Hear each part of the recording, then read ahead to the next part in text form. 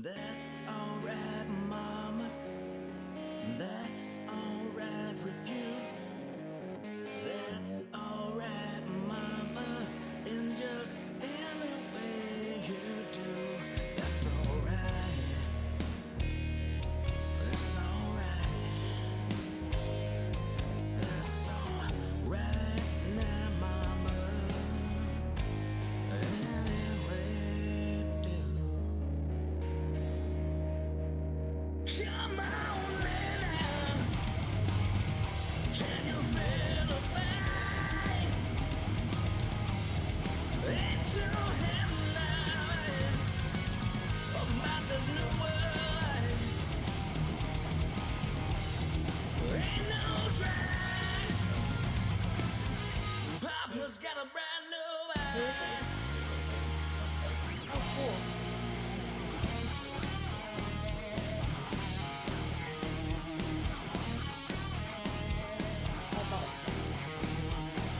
That's awesome.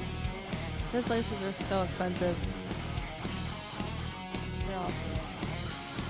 Yeah. What? No.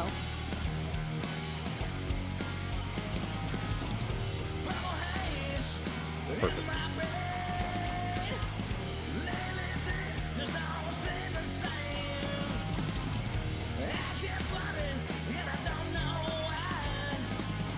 Excuse me while I kiss the sky.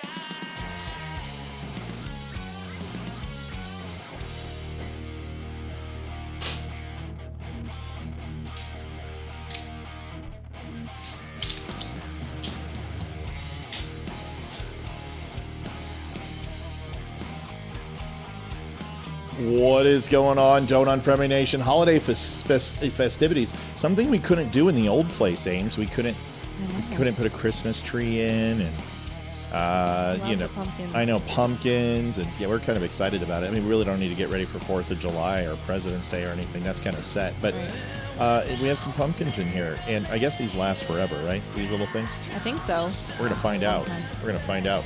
Welcome to the Don't Unfriend Me Nation. We have jacket drawing tonight. Let's get this shared out as much as we can, please. Everywhere you can possibly think of sharing it, whether it's on Twitter, Facebook, Rumble, YouTube, whatever it is, get it out. Let's go. We have a good show tonight.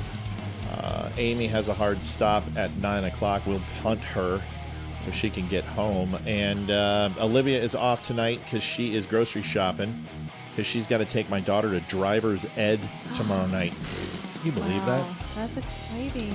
Yeah, we most likely will be off on Thursday, and because Hayden has a choir concert, but what we'll do is we'll bring that to you. I'll record it. Dave Underwood said, I just discovered you guys over the weekend. Cool, man. I hope you enjoy the show. Let us know. It should be a good one tonight. Let's get this thing shared out. Let's get this sucker pumped up. We have the jacket drawing tonight. We've got the entire wheel ready to go with, 40 some odd dames who donated on Friday will be entered to win a new jacket. See you in 3 minutes. Be right back.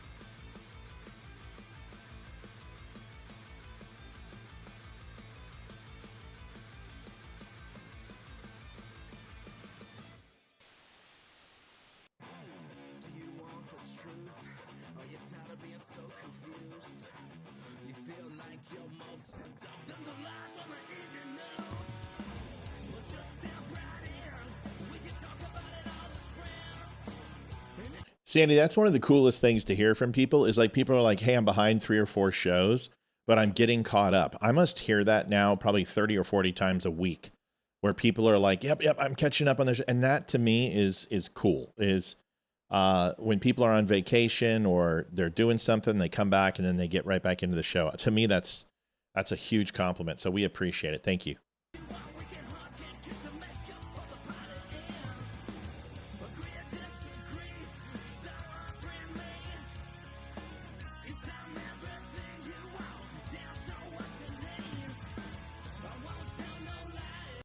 Does anyone know where Mel's at over on Twitter? Like, I'm missing her, man. She like usually helps our Twitter with her shares, but I don't know where she went. Does everyone know where Mel is at? Let me know.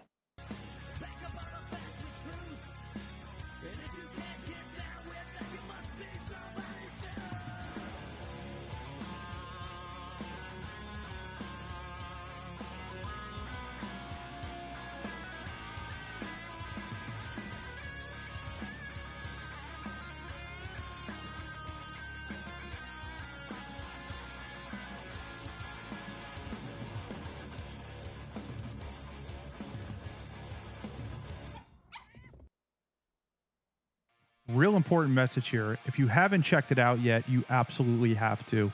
There is this podcast that I'm sure some of you have seen me on. It's phenomenal. It's called The Dumb Show or The Don't Unfriend Me Show. You can find them on all social media at The Dumb Show or visit thedumbshow.com.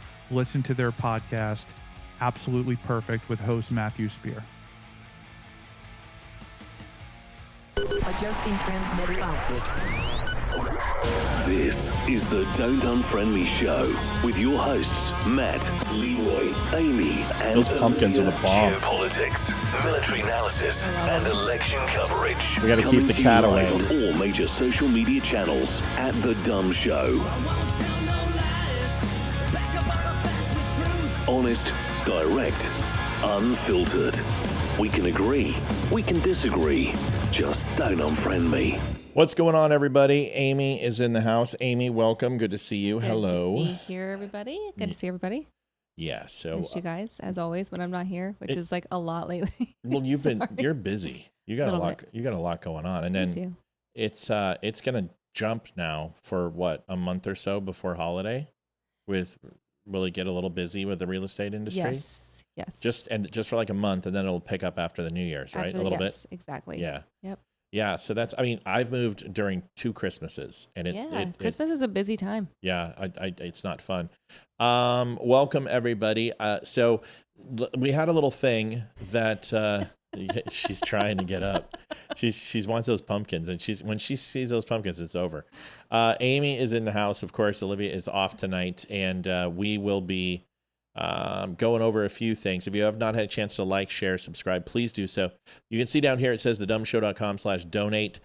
We are 100% funded by you. We'll mention this at the beginning of the show right now, and then of course we'll mention it at the end of the show. But we always had our goal because our Don't Unfriend Me Nation crew is awesome. We have a goal of 300. If you can hit that, that's awesome. If not, we'll work it out.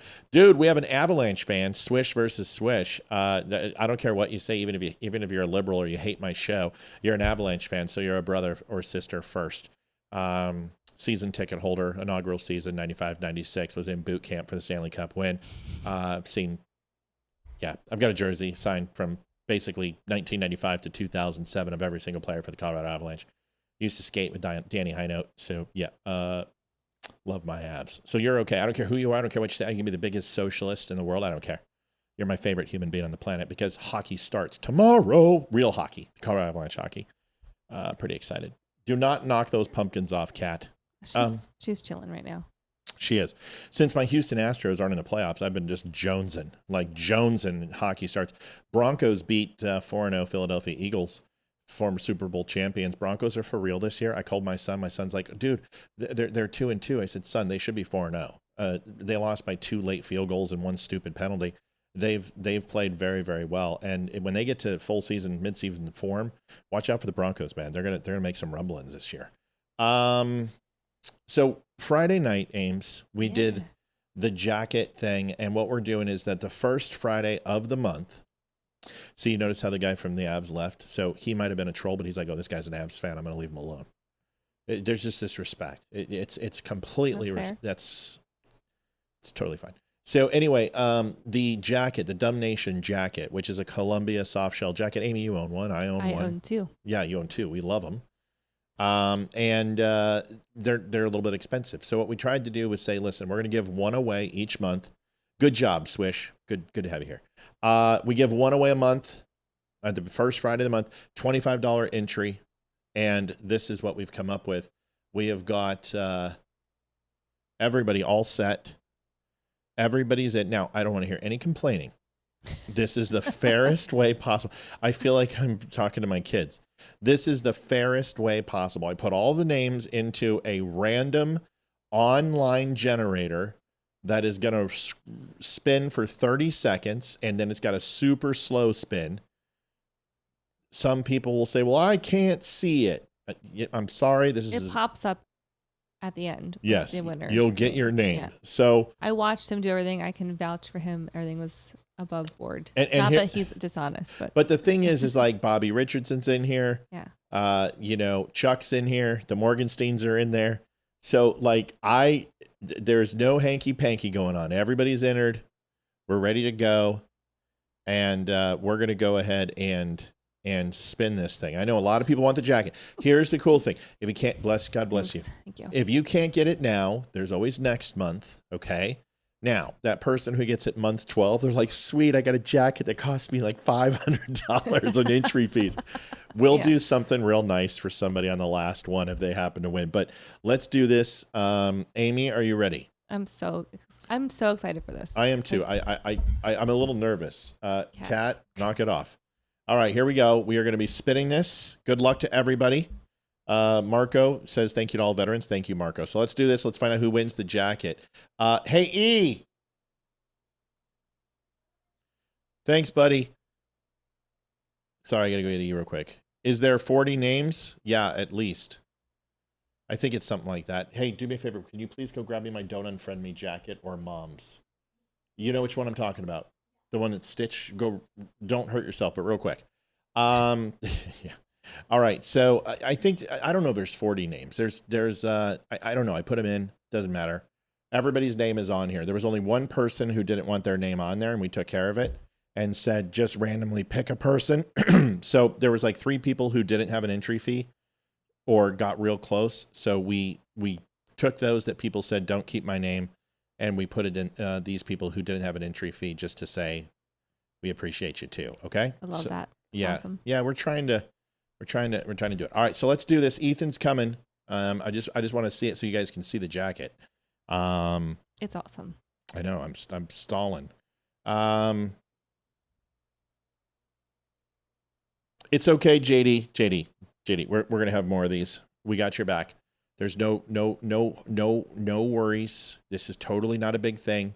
We're going to be doing this once a month.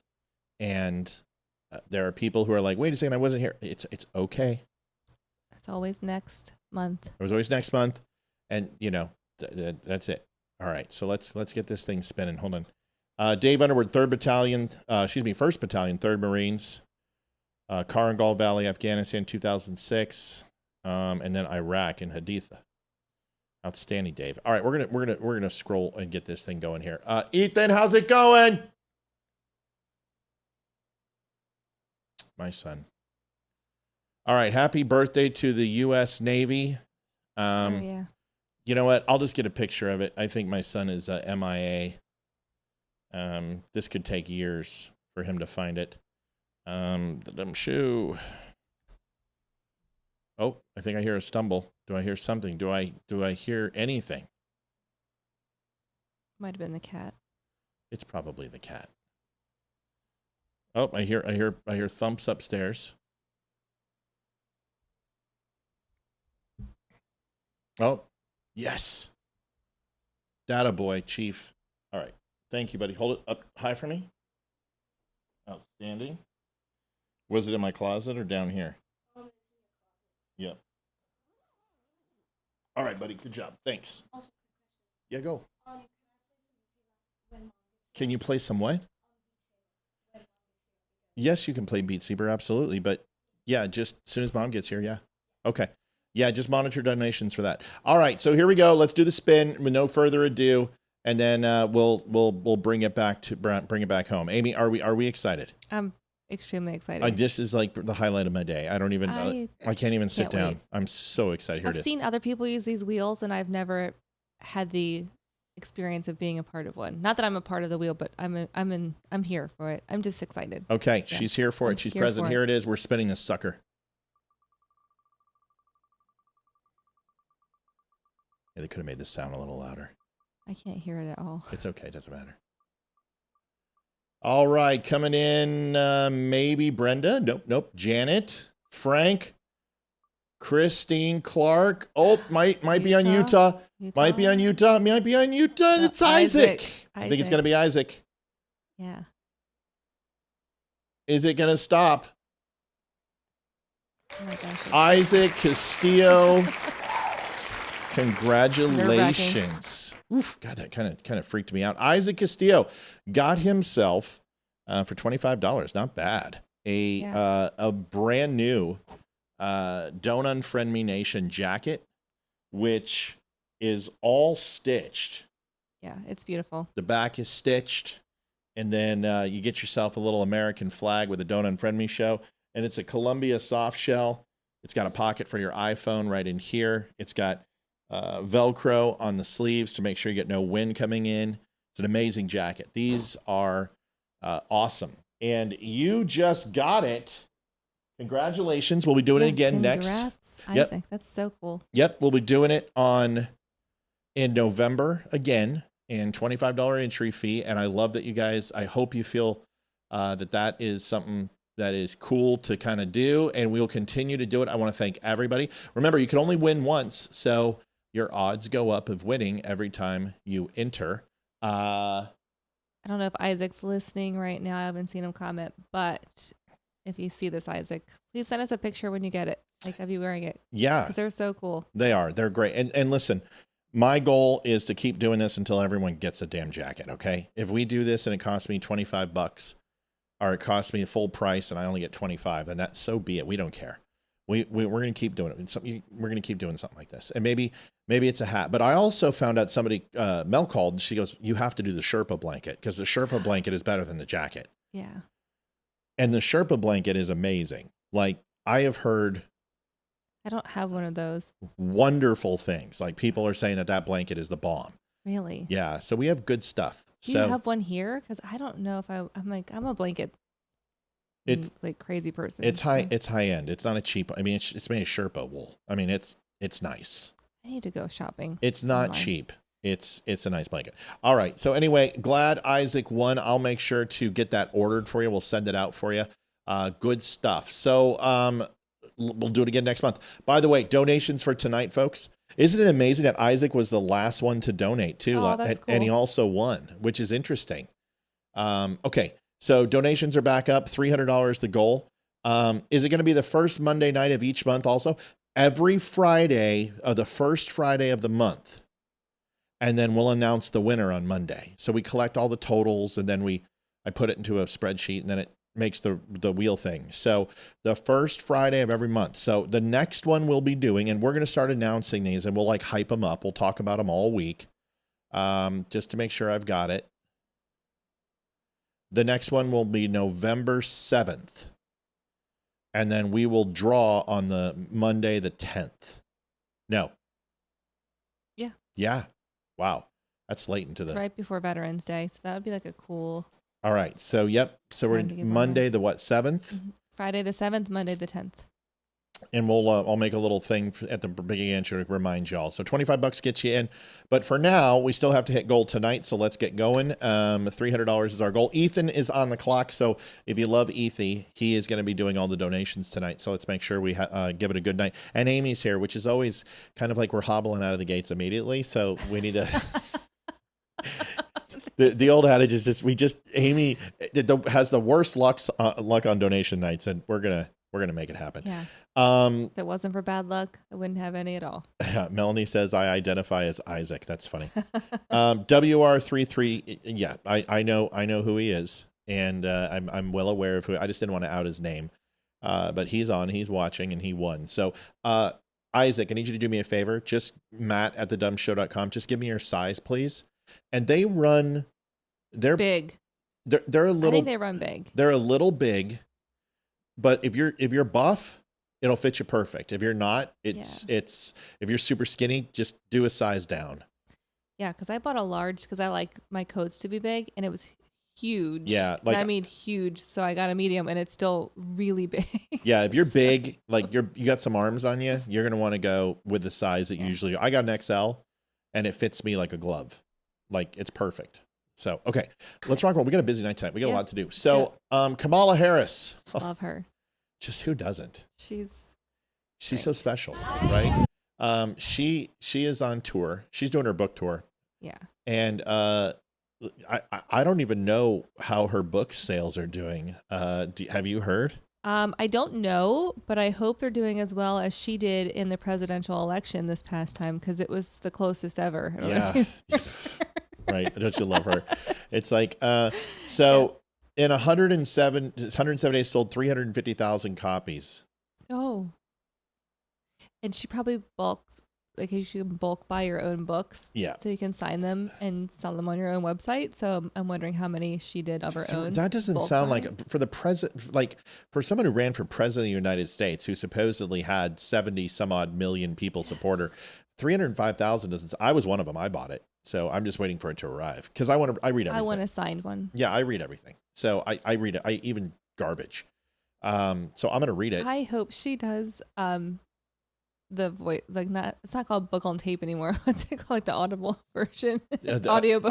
Audio version. Oh. Yeah. Can you imagine? Like, my name's Kamala Harris. No, the cackle. She'll have like the cackle constantly. Yes. Oh. Here she is just doing her thing. This is she was at Howard University, and here is Kamala doing her word salad drunk speech. Here it is. I am so proud of all of you. You know how privileged I feel to have been educated at Howard University. There is so much about everything I have achieved, and I've been the first to do many things. Sorry, Elizabeth Hall said, knowing I can't afford one, but some might like to, how much does the full price cost? I believe it's $105, and it costs me more than that to make. I think I lose about $5 on each jacket, and it doesn't bother me at all. At all. Like, I never wanted to have something super high priced in the store, but it was too cool. So there it is. And honestly, no, I make $5 on shipping, so it washes. I'm not, it's not designed to make money for me. It's just designed for people to have a great looking jacket that represents the show, and it's snazzy. So just FYI, listen, here's what it comes down to. Just donate when you can and get in the drawing. And remember, Christmas is coming. You never know what's going to happen, okay? Santa Claus and God are good. Here we go. Because of being here when I was your age, knowing that everything that I'm being told and can feel tells us we can be and do anything, that we expect you to be leaders locally, statewide, nationally, and internationally. And especially at this period in time, I want that you all know our country and our world needs you all. We need you. So you be strong. You feed these big brains of yours. You make friends who are going to be, by the way, friends of yours for life. And enjoy this. And know how special you are and how much we need you. That's what I want for you. That's what I need from you. All right? Yeah!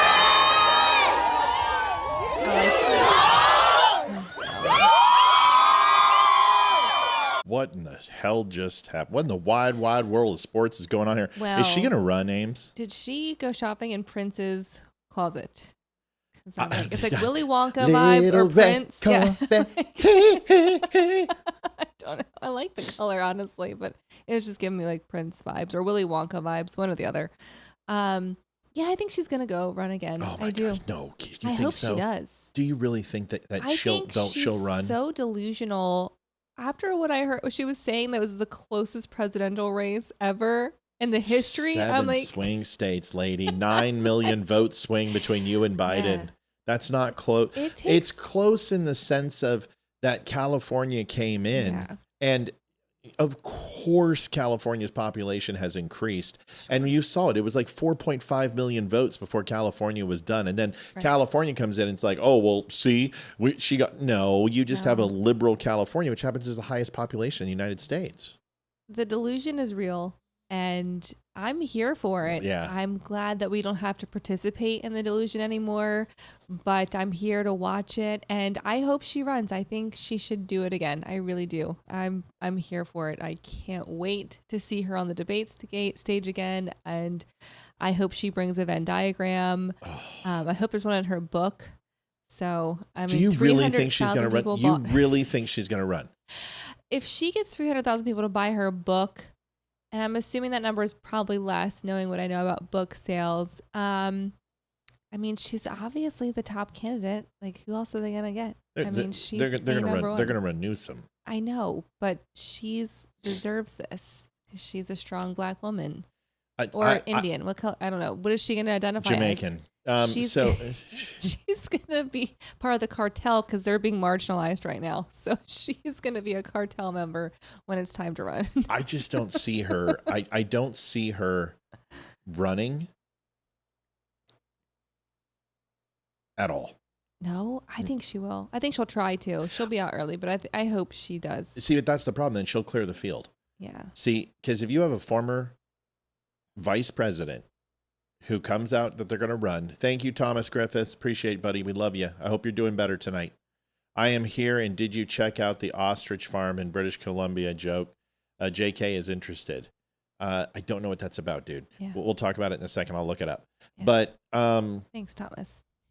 Bobby wants to know, is Amy drinking? No, she's not doing her Kamala tonight. No. No. I have water. I left my water at home. I have a soda, too. I have 3 sodas today. We won't give her soda. We give her water. It's too much money. We don't have the budget. So so the thing about Kamala Harris is that if you put a VP in that primary, even one as unpopular as her, people know her name. People know she ran for president. They're gonna put the tick mark in that column.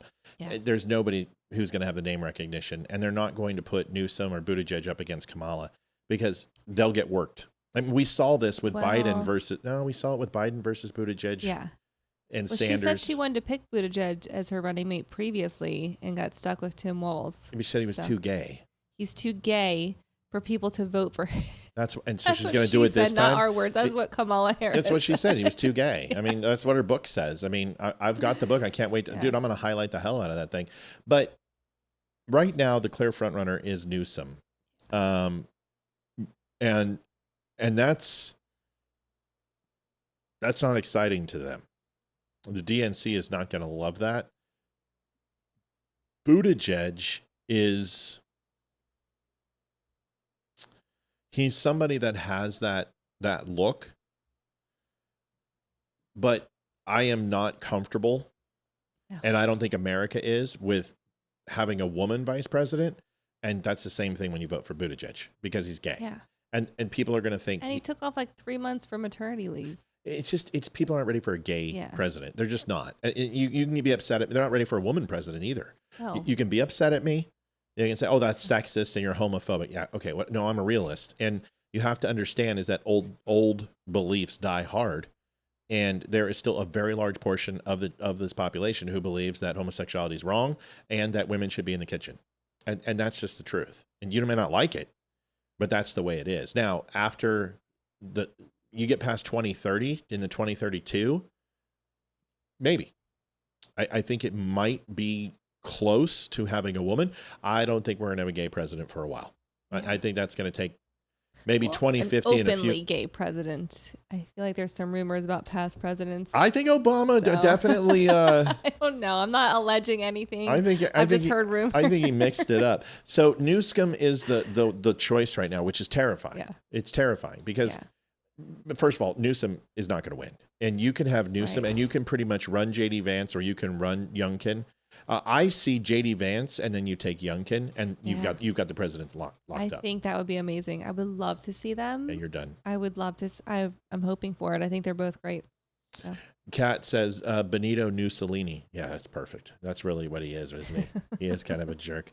JD Vance will mop Newsom. He'll just mop the floor with him, and then Youngkin, and then even then they'll probably put Buttigieg in because that makes sense.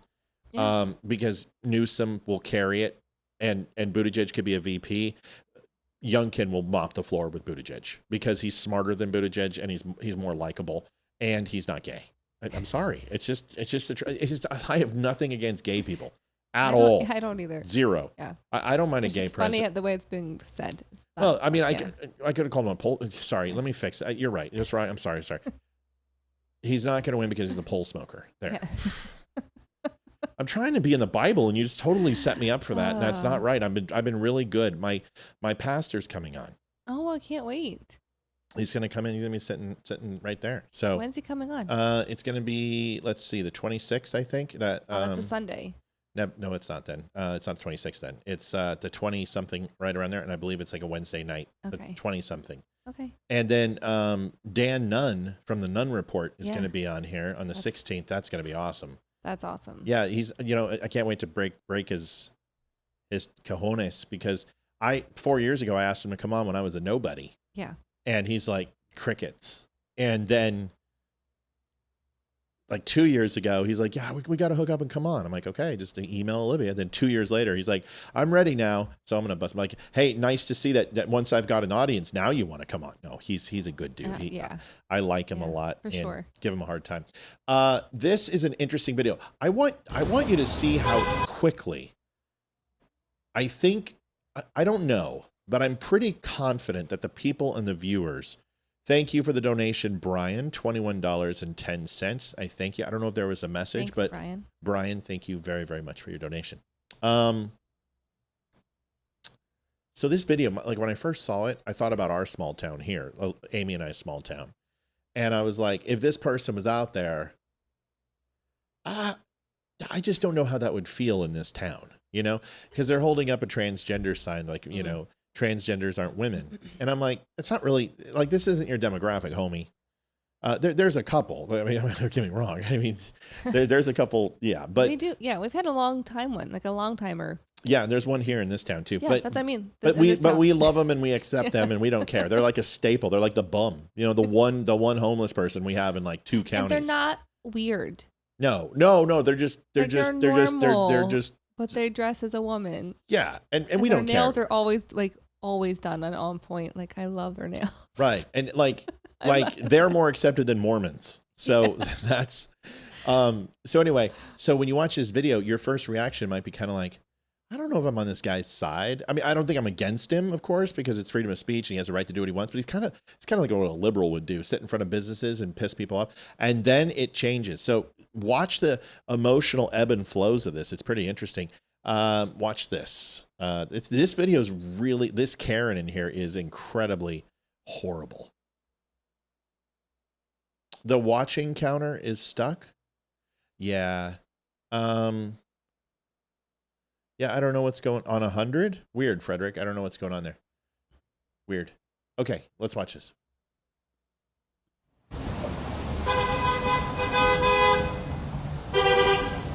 So it says trans women are men. Mm-hmm.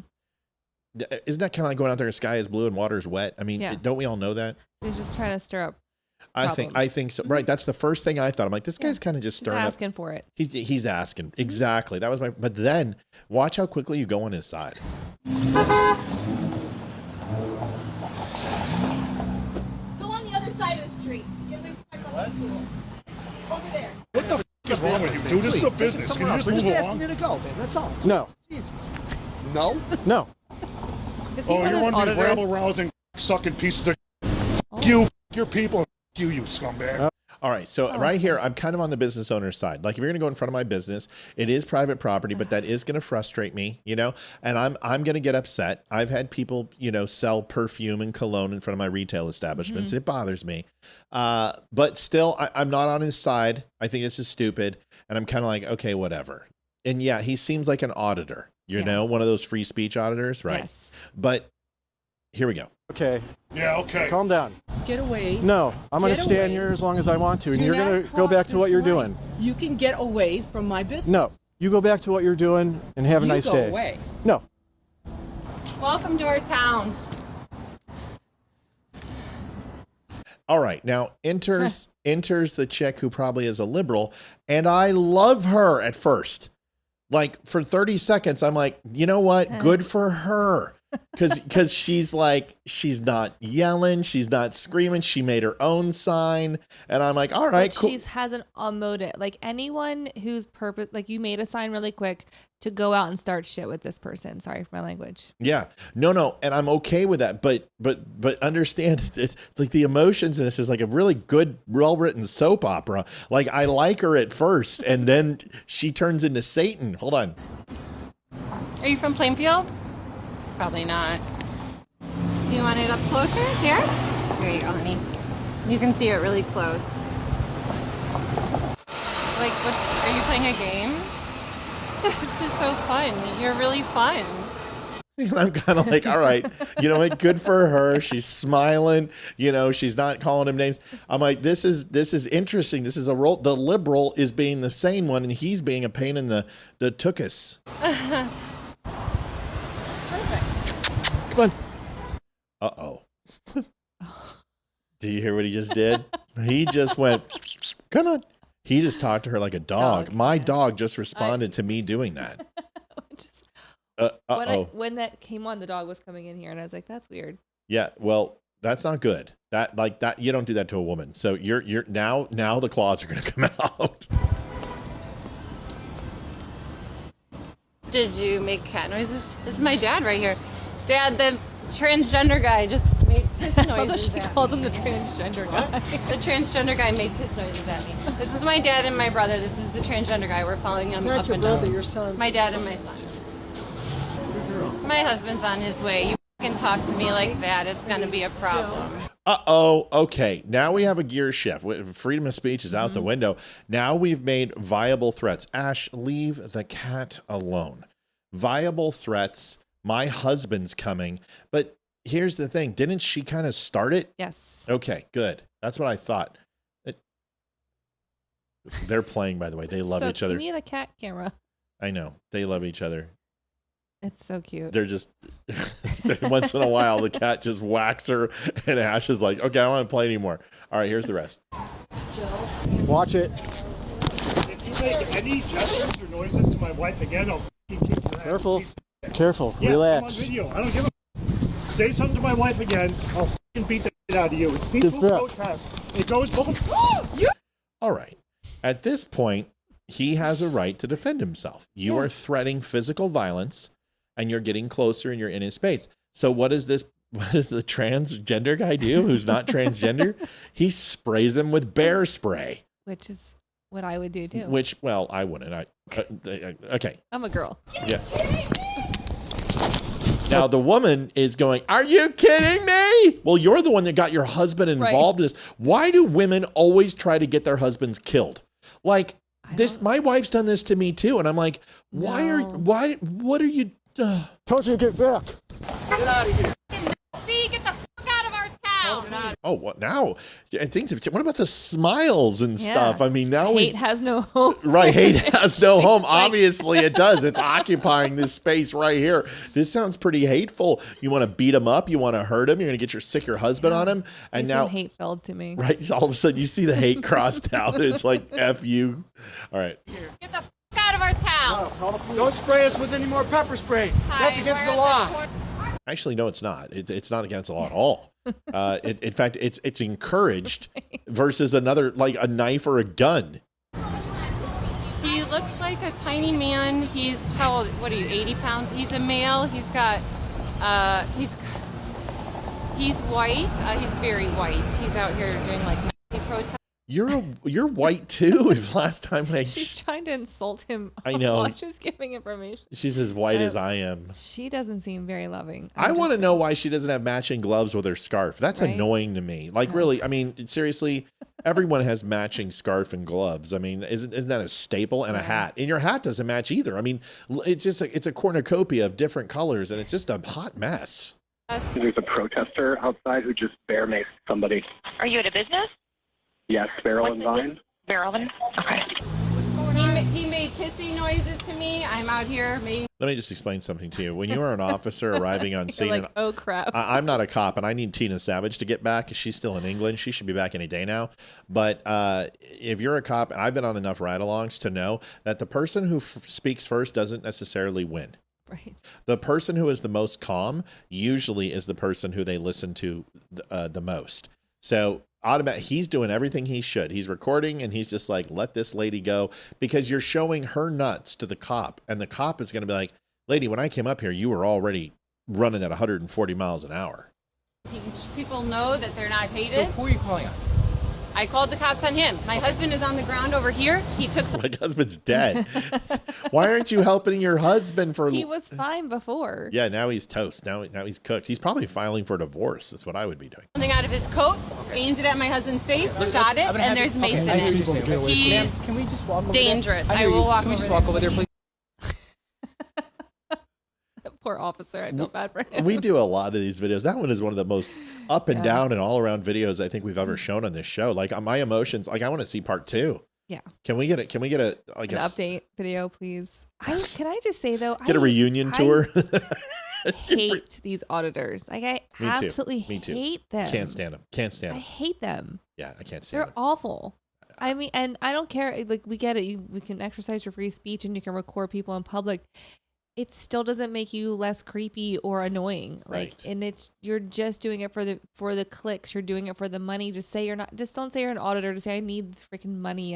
This is my YouTube channel, whatever it is. Like, just be honest about it. I can't stand them. I hate them all. Well, Sorry. I love how she also is trying to get him killed. Yes. Did you pick that up? Yeah. He pulled something out of his pocket. No, he pulled something out of his pocket. She's like this, and he aimed it at him, and he shot him. Mm-hmm. That's what she said. Then she said it was mace. Mm-hmm. But you say he's got a gun. Yeah. What do you think is going to happen to that poor guy? Come on. Yeah. So we didn't like the guy at first. Then we started to warm up to him. Then she came in and she was kind of funny and coy. Then the claws came out. Then her husband got involved. He's dead somewhere. We don't know where he is. His eyes are burned out and like he's toast, which is probably good because he doesn't have to look at her miscolorization anymore, which is just for an OCD person would drive me crazy. Yeah. I'd just be like, listen, I'm going to go to Macy's. I'm going to go buy you some matching scarf, hat, and gloves because you've really got to stop. You're embarrassing me. How do you go out with this stuff on? So she tries to get him killed with a gun, and then she hides the hate sign because she is demonstrating her hate. Yeah. Just a lot of emotion. Yeah. Probably one of the best videos we've ever She's played. probably like a school teacher or something too. Like. Right. Like she's an anger management coach. Yeah. She teaches yoga. She goes Why? She goes right. She goes in there. She goes to her appointment, and Bob walks in. She's like, "Oh, hi, Miss Simmons. I'm here for my appointment."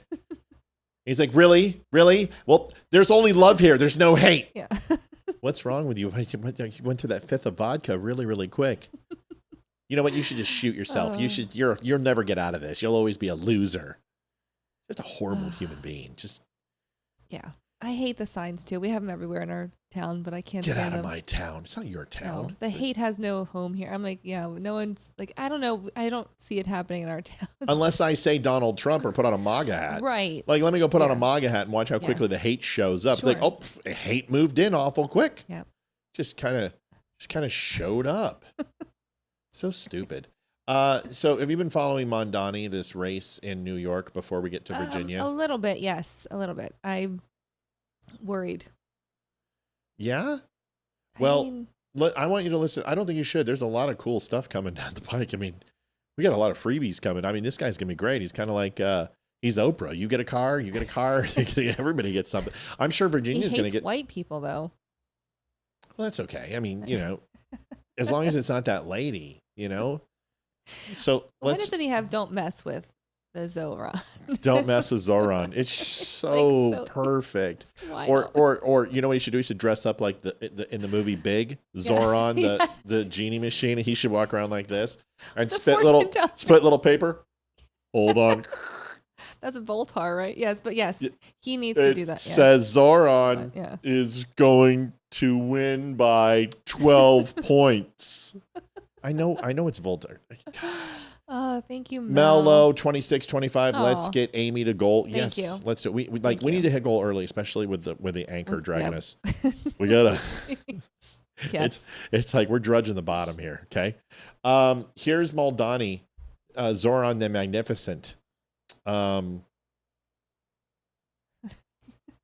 Was it Zoltaire? What was it? I thought it was Voltron or Voltron. Yeah, or something it's something like that. that. Well, Voltaire was a author. French philosopher. So I don't think it's Voltaire, but it was like the Zoltron or Zoltaire, whatever. It doesn't matter. It's close enough to Zoran. Don't mess with Zoran. What a horrible movie.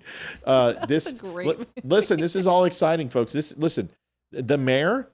I know a lot of you don't know this, but even though the mayor doesn't control the budget whatsoever, he's going to do this for you. Yeah, he's got it. He's going to make this happen. I don't know how, but all these things are coming to you. Listen, these are exciting times. I hope some of this happens in Virginia. Listen. To afford the more than 12% increase in rent-stabilized apartments under this Mayor Adams administration, and struggle to afford what has now grown more than $20,000 a year in childcare costs. And so what we are releasing today is the cost saved calculator, where you can go to Zahran for nyc.com/calculator and see just how much each of these big three items will save you in your lives. For a why bother generation guy, going to a .com is no longer what you do. What you should say is go to the New York Calculator app. But this guy's go to newyorkcalculator.com/folder/CMAC/calculator and enter your, by the time they get there, rent's going to be due. Because when it comes to free buses, each rider will save Over over $2,000 why didn't you scream it at me? I said the viewers. $1.3 billion. I'm not even listening. I know. I'm sorry. To afford the more than 12% increase. It's one of those days. I haven't done that in a while, so bear with me. It's my kind of fault. hard with a 75-inch TV in my face that I'm missing that it's not on. In rent-stabilized apartments under this Mayor Adams administration, and struggle to afford what has now grown more than $20,000 a year in childcare costs. And so what we are releasing today is the cost saved calculator, where you can go to Zahran for nyc.com/calculator. That's horrible. Go to the Zoran machine over at Coney Island and put in a quarter and get your calculate. Make a wish when you're there. And see just how much each of these big three items will save you in your lives. Because when it comes to free buses, each rider will save over $2,000 a year. That's $1.3 billion a year for all riders. When it comes to universal... What? I think it was Zoltron. Someone was saying it's Zoltron.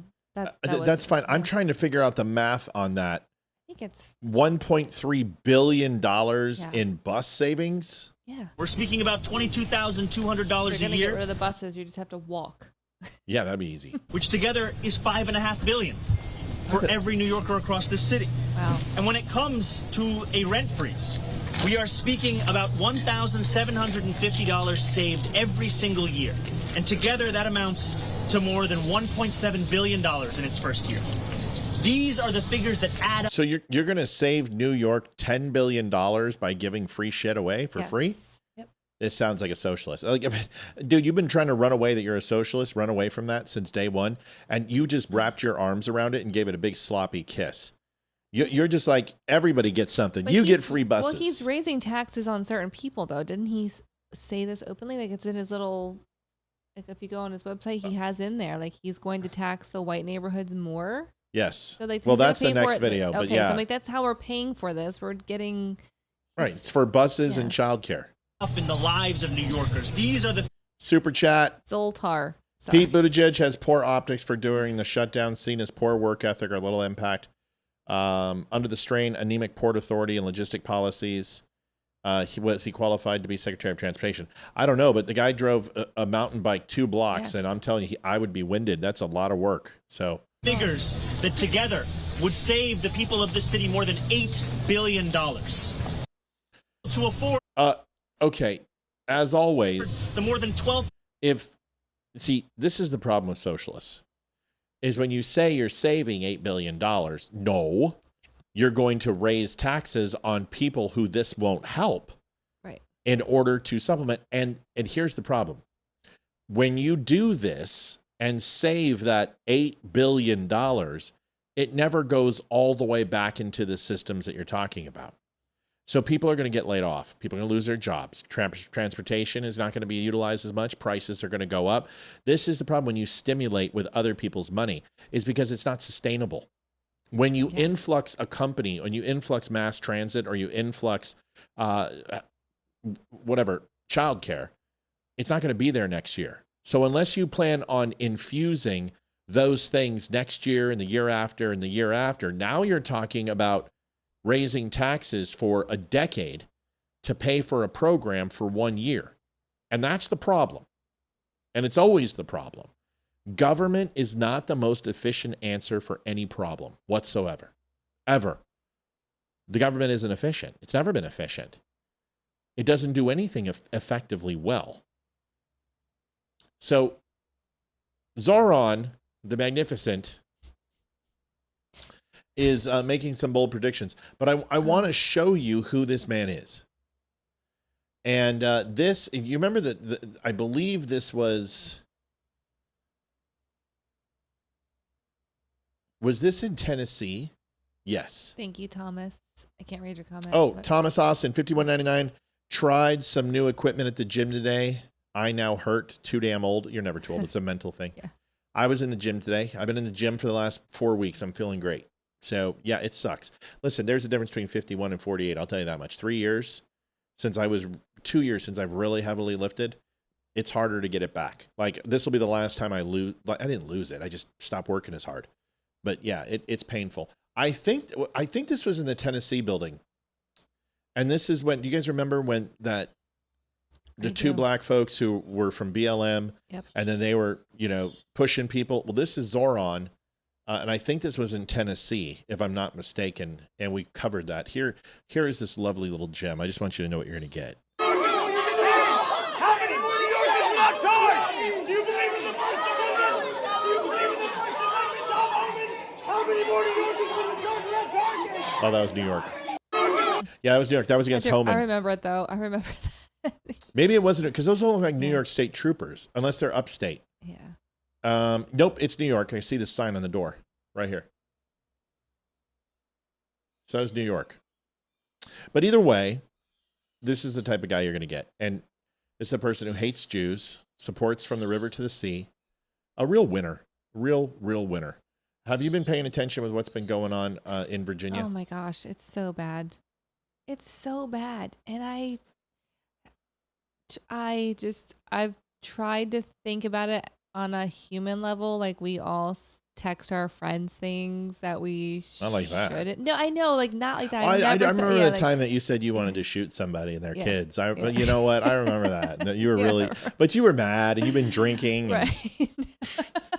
That's never happened. Nope. But I could, you get like, people do lose their cool sometimes, and I try, but then I kept reading them, and I'm like, this is unhinged. Like, this guy is not mentally well. He's an evil Tiger Woods. Yes. Without the overbite. Yeah. So and the drive. So this guy is our Virginia AG candidate, and these are the texts, and this is bad. So bad. So his friend, this is Jay, and his friend, obviously, or the person he's talking to, I think this was a peer, says they say nice things about everyone, LOL. And he's talking about Republicans here. And then Jay says, if those guys die before me, I will go to their funerals to piss on their graves. Send them out awash in something. And, okay, that's fine. I've said worse. That doesn't bother me. I've said, I'll piss on their graves or send them to hell. Who cares? That's not a big deal. That's what I mean. Like, you give them like the human element of it. Like, we all say things that are horrible. That it goes to another. This is like the video we watched. Like, now the pepper spray is going to come out. Hard left turn. Right. And it says 3 people, 2 bullets. Gilbert, Hitler, and Pol Pot. Gilbert gets 2 bullets to the head. Spoiler, put Gilbert in the crew with the 2 worst people and he receives both bullets every time. And he says, Jay, please stop. He goes, lots of laughs. Okay. It really bothers me when you talk about hurting people or wishing death on them. This has to be a woman on the other end of the line. I'm just Yeah. or a gay guy, or it's Pete Buttigieg. It's either Pete Buttigieg or, okay. Says, you weren't simply asking questions and you know it. And he goes, I genuinely was. I wasn't attacking you. I was trying to understand your logic.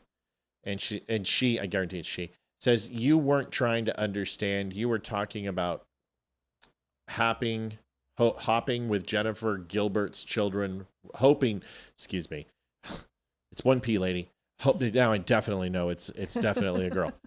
Jennifer Gilbert's children would die. Yes, I've told you this before. Only when people feel pain personally do they move on policy. There isn't. I point blank asked you more than 3 times and you dug in that you meant it. I honestly am questioning a lot today. And he goes, I mean, do I think Todd and Jennifer are evil and that they are breeding little fascists? Yes. So this is our AG. And let me tell you something. Stand-up guy. Oh, yeah, totally. Yeah, somebody I want running the head prosecutor of the land is what I want. I mean, get another Beth Marks here. I mean, like, remember our last Commonwealth a district attorney? She hated me. She hated. I didn't care much for her. She wanted either. to take me out. That's the one who tried to take me out. And she hated me. Like, she watched the show or something. She probably saw LCP, the Loudoun County coverage that I did in Fairfax, and she hated me. She, like, I guarantee she pointed a finger and said, get that guy. There's no doubt in my mind. That woman went after everybody. Well, she's gone now. And then you got Marks, who's gone down south. And now you got this guy. And then, Winsome Earl Sears going up against Spamberger. Oh my gosh. Which we're going to talk about her too. She's nuts. She won't even disavow this guy. Right. I mean, the CIA has disavowed him, and he's never even been in the CIA. I don't know. So we'll talk to Spanberger here in a second. Listen to her, but this is going to hurt them. The lockdown is going to hurt them tremendously because everyone in Virginia, it works in DC in that area. Mm-hmm. So that's really going to hurt. And I think it's going to disincentivize people from going to voting. And hopefully Winsome Earl Sears gets her butt. Can you pull some contacts or something? Get this lady on here. What's wrong with you? Winsome? Yes. Oh, maybe. I don't know. Just do something. Like go get a hold of Brandon and figure out where she's at. And get on our show. What is wrong? I ran into Gary Higgins the other day. Get Gary Higgins Clark on here. Yeah. Where's he at? Yeah, he was like, if you need anything, give me a call. Yeah, we do. We need you to come on the show. What are you kidding me? He caught me off guard. It was just like a quick conversation. Yeah, we'll call him back and be like, give me his phone number. I'll call him on live. No, hey, I ran into him out in Hamilton, go run into him again. And how could you not invite Gary Higgins onto the show? I was running to get somewhere, and he was right in front of me. He stopped me. We had a quick 30-second conversation. I was like, "Thank you so much. Like, don't worry, I'm definitely voting for you. Like, it's all good. Come I gotta on the go." show. And he's like, "If you need anything, give me a call." I was like, "I need Great. you to come on the show." I gotta go. I was late to an appointment. I think it'd be a good idea to get the Virginia Republicans on the show. Yeah. Just a hunch. Sorry.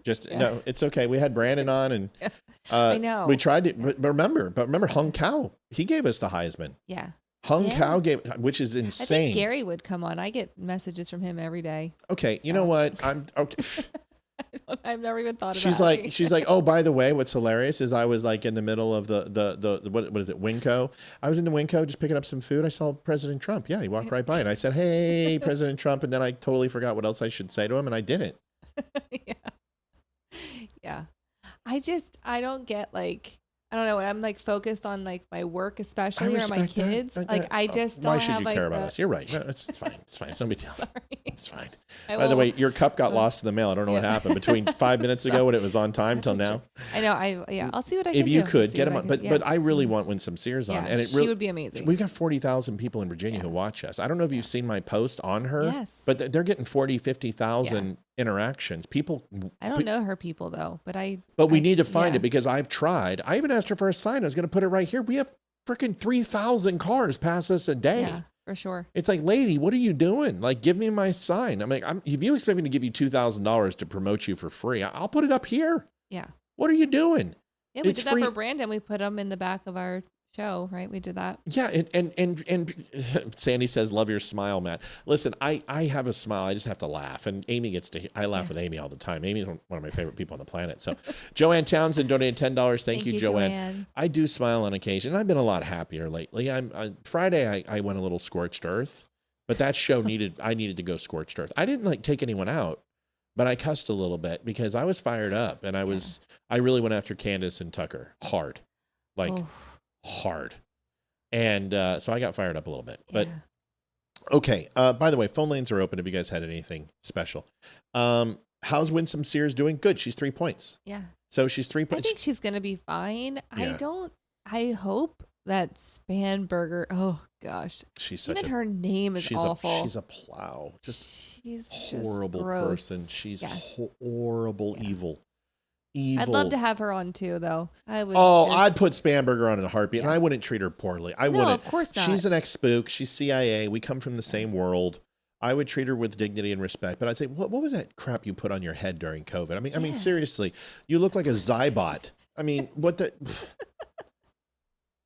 Like Robbie the Robot. That's what she looked like. She had this giant, she looks like she went and got a bag for her comforter. Yes. And dumped out her 25-year-old comforter and put that bag on and cut an air hole. There's a warning that says do not Don't do that. It says that, doesn't it? She doesn't care. She's CIA. So she called because it says FBI will be at your house if you tear off this tag. So she just called someone in the fib and it's like, hey, I need a face mask so I can look like Robbie the Robot. So Spanberger, she's a socialist. And the thing that you guys need to understand is that when we say she's a socialist, maybe not distribution and government control, but from her Saul Alinsky Maoist type beliefs of socialized medicine, abortion up until birth, if not after, confiscation of guns, redistribution of wealth. These are socialist principles. And this is where the Democratic Party is. But in Virginia, these people are really left. I mean, they are trying to take Virginia. They want Virginia more than anything else because this is the hub. It keeps Maryland protected. They think it's going to put a lock on Pennsylvania. It protects the Carolinas. And that's what they want. If we break into Virginia, you're going to see Maryland, it won't flip, but it will start matriculating towards purple. You got to get Virginia locked up. We need to make Virginia red this election for 2026 and 2028. Yeah. We got to do it. We were close last election, and the reason I think we didn't get it is because of Trump. But if Youngkin runs as a VP, and this is where I think if J.D. Vance is smart, I'm going to say it right now. I'm going to put my hand on it, and Amy will remember. You put J.D. Vance as president, and you have Youngkin on the ticket, you will win Virginia. Yeah. You will win Pennsylvania.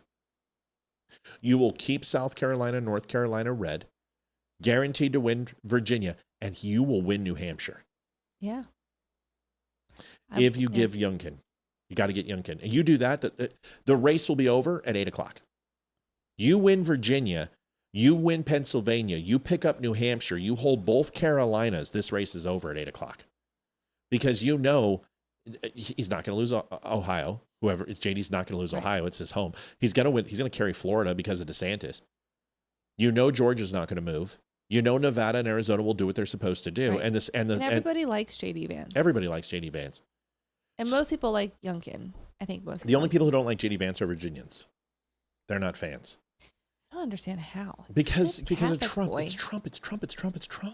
Oh, true. Yeah. He's associated with Trump. Yeah. But Youngkin was smart in 2024 when everyone's like, Youngkin, get out and endorse Trump. He's like, no. Yep. He's like, I'll be quiet over here. Yep. I'm going to go win in 2028. Yeah. And the billionaire class. And he didn't ostracize Trump. Right. He supported Trump in 2024, but in 2022, during his gubernatorial run, he did not want Trump's endorsement, and he didn't want Trump in Virginia. In fact, he asked him to stay out of here. Youngkin would have lost. Yeah. Youngkin has shown nothing but loyalty to Trump since 2022 when he got in office, and that will continue. Brenda Shepard, $25. We love you. Thank you. Okay. I was going to show you this footage, but essentially it's in Portland, and it's the Portland Police Department. Because I've been blessed and I believe in the Donut Friendly Show, you gave that. Oh, thank you gave that over the weekend, Brenda. Thank you so much. We love you for it. The police department was telling Antifa how to get away from ICE. But seriously, man, I'm just going to say some things here, but this is not good. And I'm telling you right now, this is going to kick off, and it's going to kick off soonest. And I'm telling you with all my heart and soul, it's going to take one black person killed by a white cop or a white ICE agent, or it's going to take a white MAGA supporter getting on camera beat to death by 7 or 8 guys, and we will have civil war.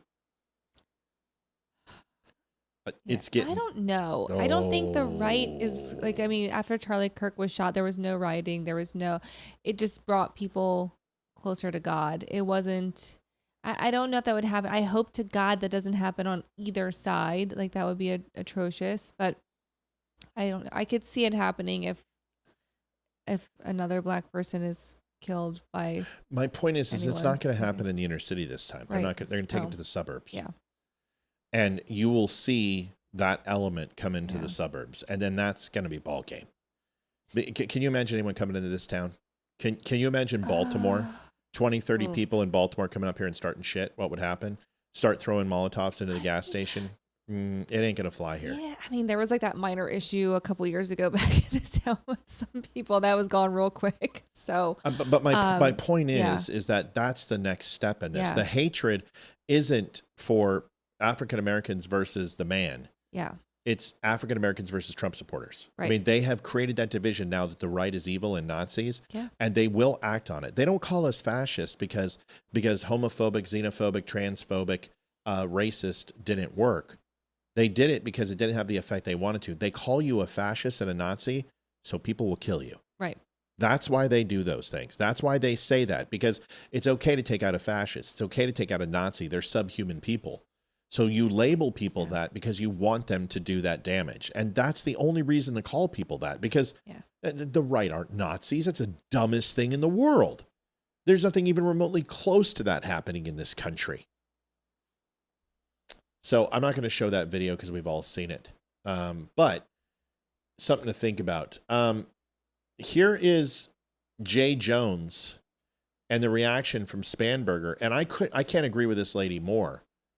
And she basically says if Spanberger doesn't denounce what Jay Jones said, then she's okay with it. Yep. I agree. But if she doesn't say unequivocally that this is 100% unacceptable to say. She's not denouncing any of the atrocious things that her supporters are doing. No, she didn't come out with Charlie Kirk saying anything. No. And the lady who had the sign that was clearly racist at her rally, she yep, didn't and say, the Annunciation like, this is not, Church. Yes. Like, right. I'm like, I don't think she's. She didn't say anything about the Mormon Church. She didn't say anything about the Annunciation Church. She didn't say anything about Charlie. She didn't say anything about the Philadelphia Eagles losing. Nope. Go Broncos. Here's the video. I always like our shows. They're not so serious. I love that. Yeah. I like the the banter. In terms of what Abigail Spanberger has said, she said the following, quote, I made clear to Jay that he must fully take responsibility for his words. What I've also made clear is that as a candidate and the next governor of our Commonwealth, I will always condemn violent language in our politics. But she didn't say get the you-know-what out of the race. That's a whole lot of saying a lot of words to say absolutely nothing. Yes. And I think Jay Jones, I don't just think he should drop out of the race. I think he needs a psych evaluation because someone who wants to see their political opponent's children die has some very scary brain rot. And this has shifted from being just about Jay Jones to, as you said and as Megan said, an indictment of every Democrat who refuses to call on him to drop out. Because if you refuse to call him to drop out and refuse to even drop your endorsement, you are endorsing what he has said. And I think this is going to hound Democrats in Virginia all the way through November. Yeah, I mean, in terms of... I would... Now, I'm not in charge of Winsome Sears' campaign, but Winsome Sears has been really running on the Governor Glenn Youngkin's playbook. That's why I wanted her on the show, so people could actually see the difference between her and Youngkin. But right now, she's just running on Youngkin's coattail. She's playing the same playbook. Military... Yes.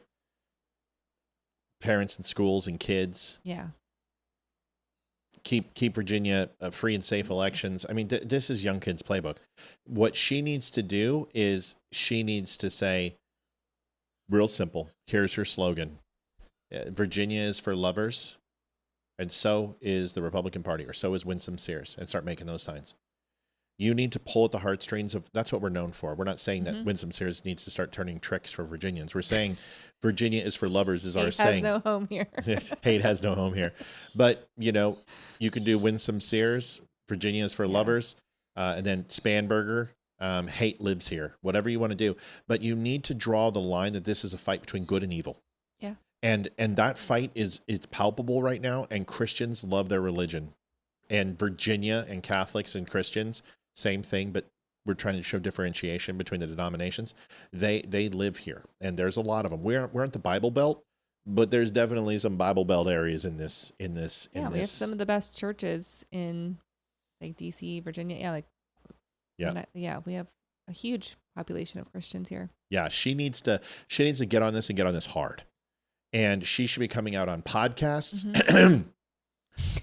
I'll work on it. 40,000 Virginians listen to this show. Yeah. That is a massive, our demographic here. And guess what, Winsome? Women. Yeah. 65% of my audience in Virginia, women. You need to get on my show. And you're going to need those women. And a lot of them are Democrats or middle of the road. And you got to bring them over here. And you gotta come in here and talk about the Marine Corps. You got to talk about your upbringing. You got to talk about your time as that you are the lieutenant governor. People don't even know. Even your signs do not say Lieutenant Governor Winsome Sears. Why? Why? I don't care how big it is. I don't care how much money it is. Lieutenant Governor, you're already in the position. Yeah. You're the assistant governor of this state. People need to know that. A lot of people don't know your name because Youngkin is such a household commodity. Listen, if I was running our campaign, you know what? Next election, I'm getting involved. I'm going to run somebody's campaign. You know what? I bet they win. Because these basic little things that you need to do. I think we make Leroy move here and then we put him in office here. Oh, Leroy would be good, right? Yeah. Let's make he him wouldn't move listen here. to me, though. He wouldn't listen to me. I'd be like, Leroy, you got to do this. I'm like, well, I don't know. Amy says. Yeah, no. So anyway, all right. So needless to say, Virginia is this is going to be a bellwether. Okay. Yeah. This is very much a bellwether. And if 2026 is going to be good for Republicans, Virginia is going to have to go red as governor. I think it's going to be, I don't think it's going to be as close as people think. I think Winsome can win this. The numbers that I'm seeing is I think the polls are wrong. I think she's well within the margin of error. And I think she's probably about 2.5, 3 points ahead right now. The lockdown is going to hurt them. It's not going to have people switch their minds. They're just not going to show up and vote. The longer this lockdown is, the worse it's going to be for Democrats because this is a Democrat lockdown. Yep. This bill was passed. They voted 13 times on continued resolutions with Joe Biden, and this is their bill. They just voted on this thing. It's theirs. Well, you need to compromise. You want the Republicans to compromise on a bill they've already compromised on? Yeah. You compromise. Sign the bill and shut up.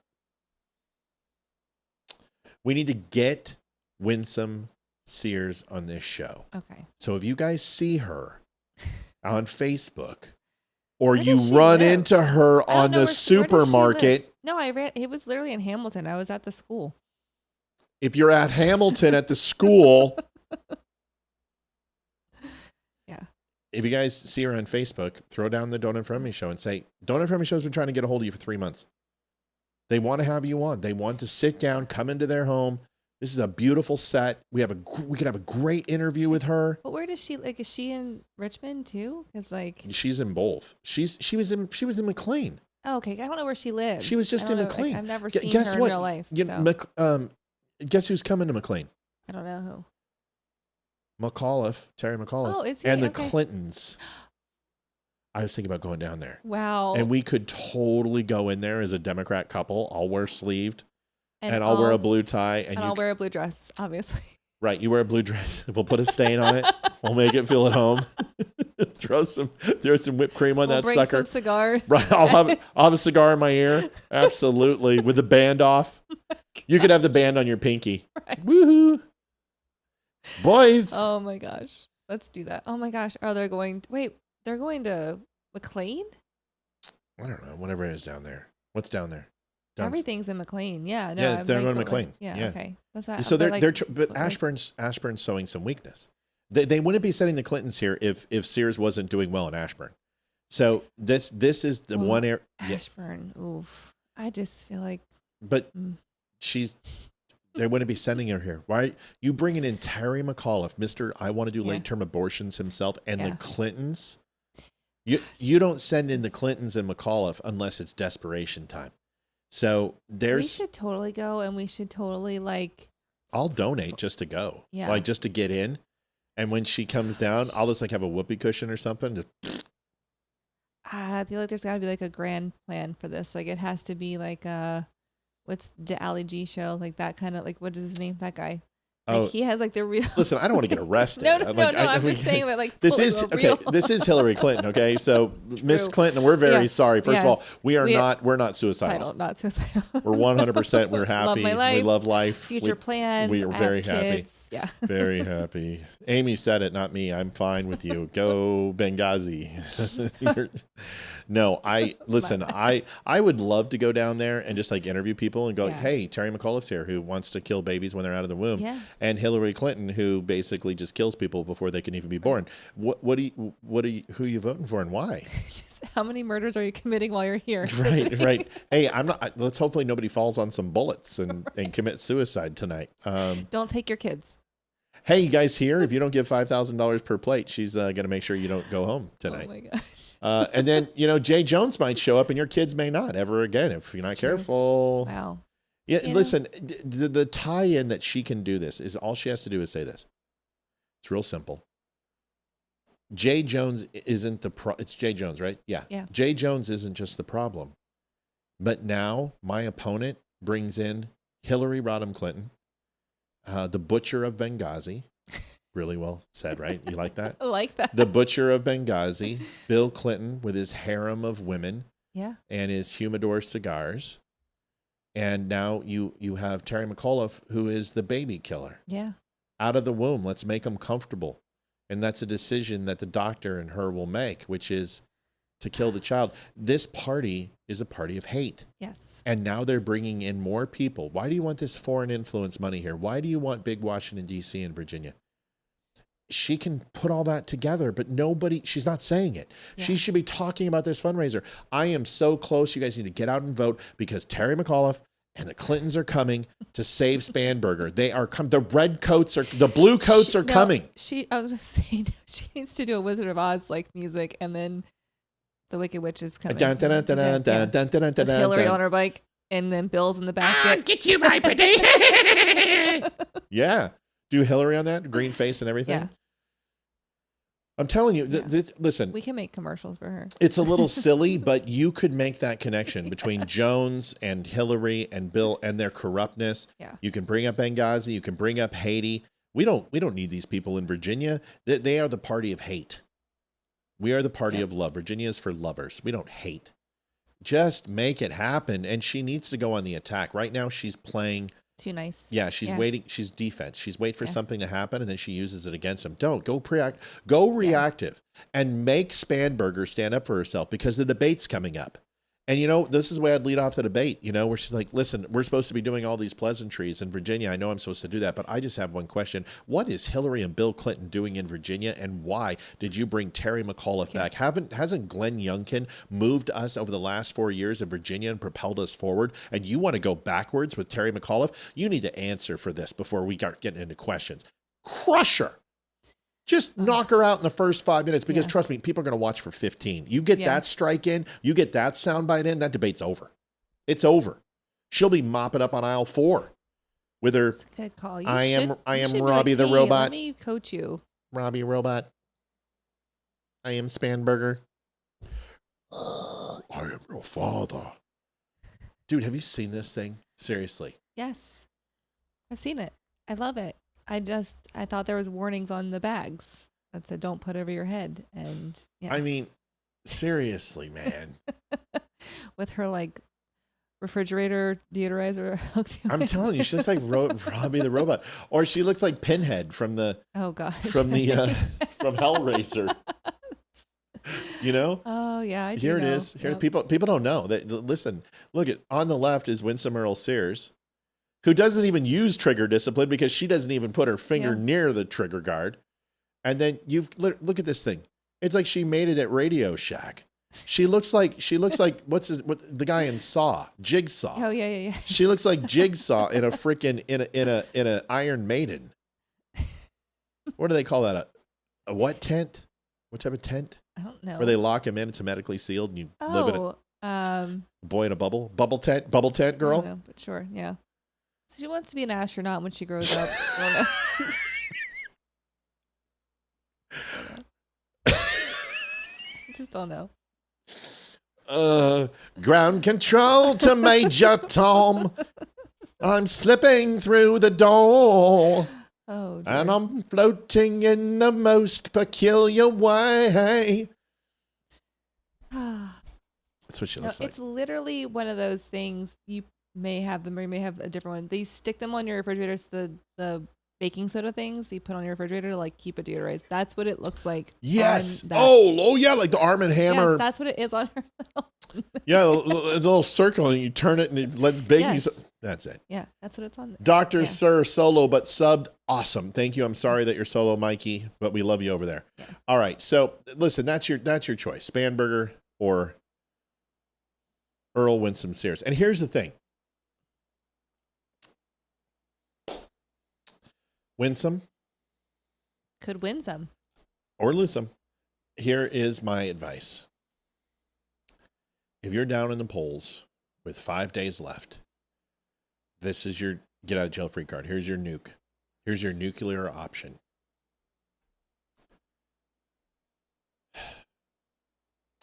As a Virginia lieutenant governor, I have not brought race into this. So I'm not going to make this about me. We already know that we've made history. We're not celebrating any of that. We never did. It is what it is. I'm a human being. I'm a Virginian. But have we noticed that the Democrats put another white woman in charge for the party that represents no black people in Virginia?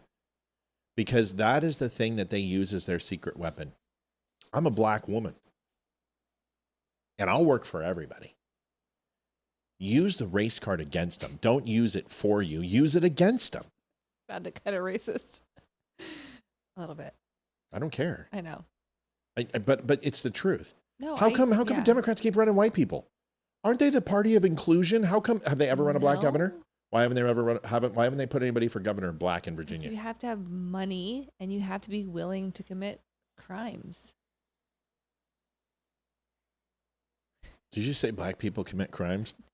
Only for the Democratic Part. No, I know what you right. I'm just like, wow, that's going to win the election. Hey, all you black people who commit crime to make money, come vote for me. It isn't racist when you call them out for who they are. You know what I'm saying? Right. I'm not saying play the race card, use it against them, because Spanberger is the one that came out and said, I'm going to go ahead and work for all Virginians. Yes. But the question is how come it's the Republican Party who's leading in that effort to represent Virginians? Use it against them. Yeah. Use it against them. But another white person, I mean, I'm just saying, Democrats, do you think they'll ever put a black candidate up in Virginia? Do you think they would have the guts to do that? No. Not then here. Call them out for it. Republicans did. So when they call you a racist, say, really? When they call you sexist, really? When they say you're against the military, really? When they say you're against a religion, really? Because she is a Christian veteran black woman. Good luck. Yeah. That's my point. Use it against them. You don't have to say it. But Democrat, you know what I would do? Democrats are running the same old playbook. The same old candidates. Yeah. Get the Clintons out here. Get McAuliffe out here. I'm surprised Northam's not out here. Oh, gosh. And you get Northam, too. Yeah. I mean, what was Robert Byrd not available? Could you dig him up and bring him out here and throw him in his Clucker outfit and throw him up on stage? I mean, seriously. Yeah. Northam dressed up in a Klan outfit. Right. We know this. Well. It's a good old boy. Never meaning no harm. All right.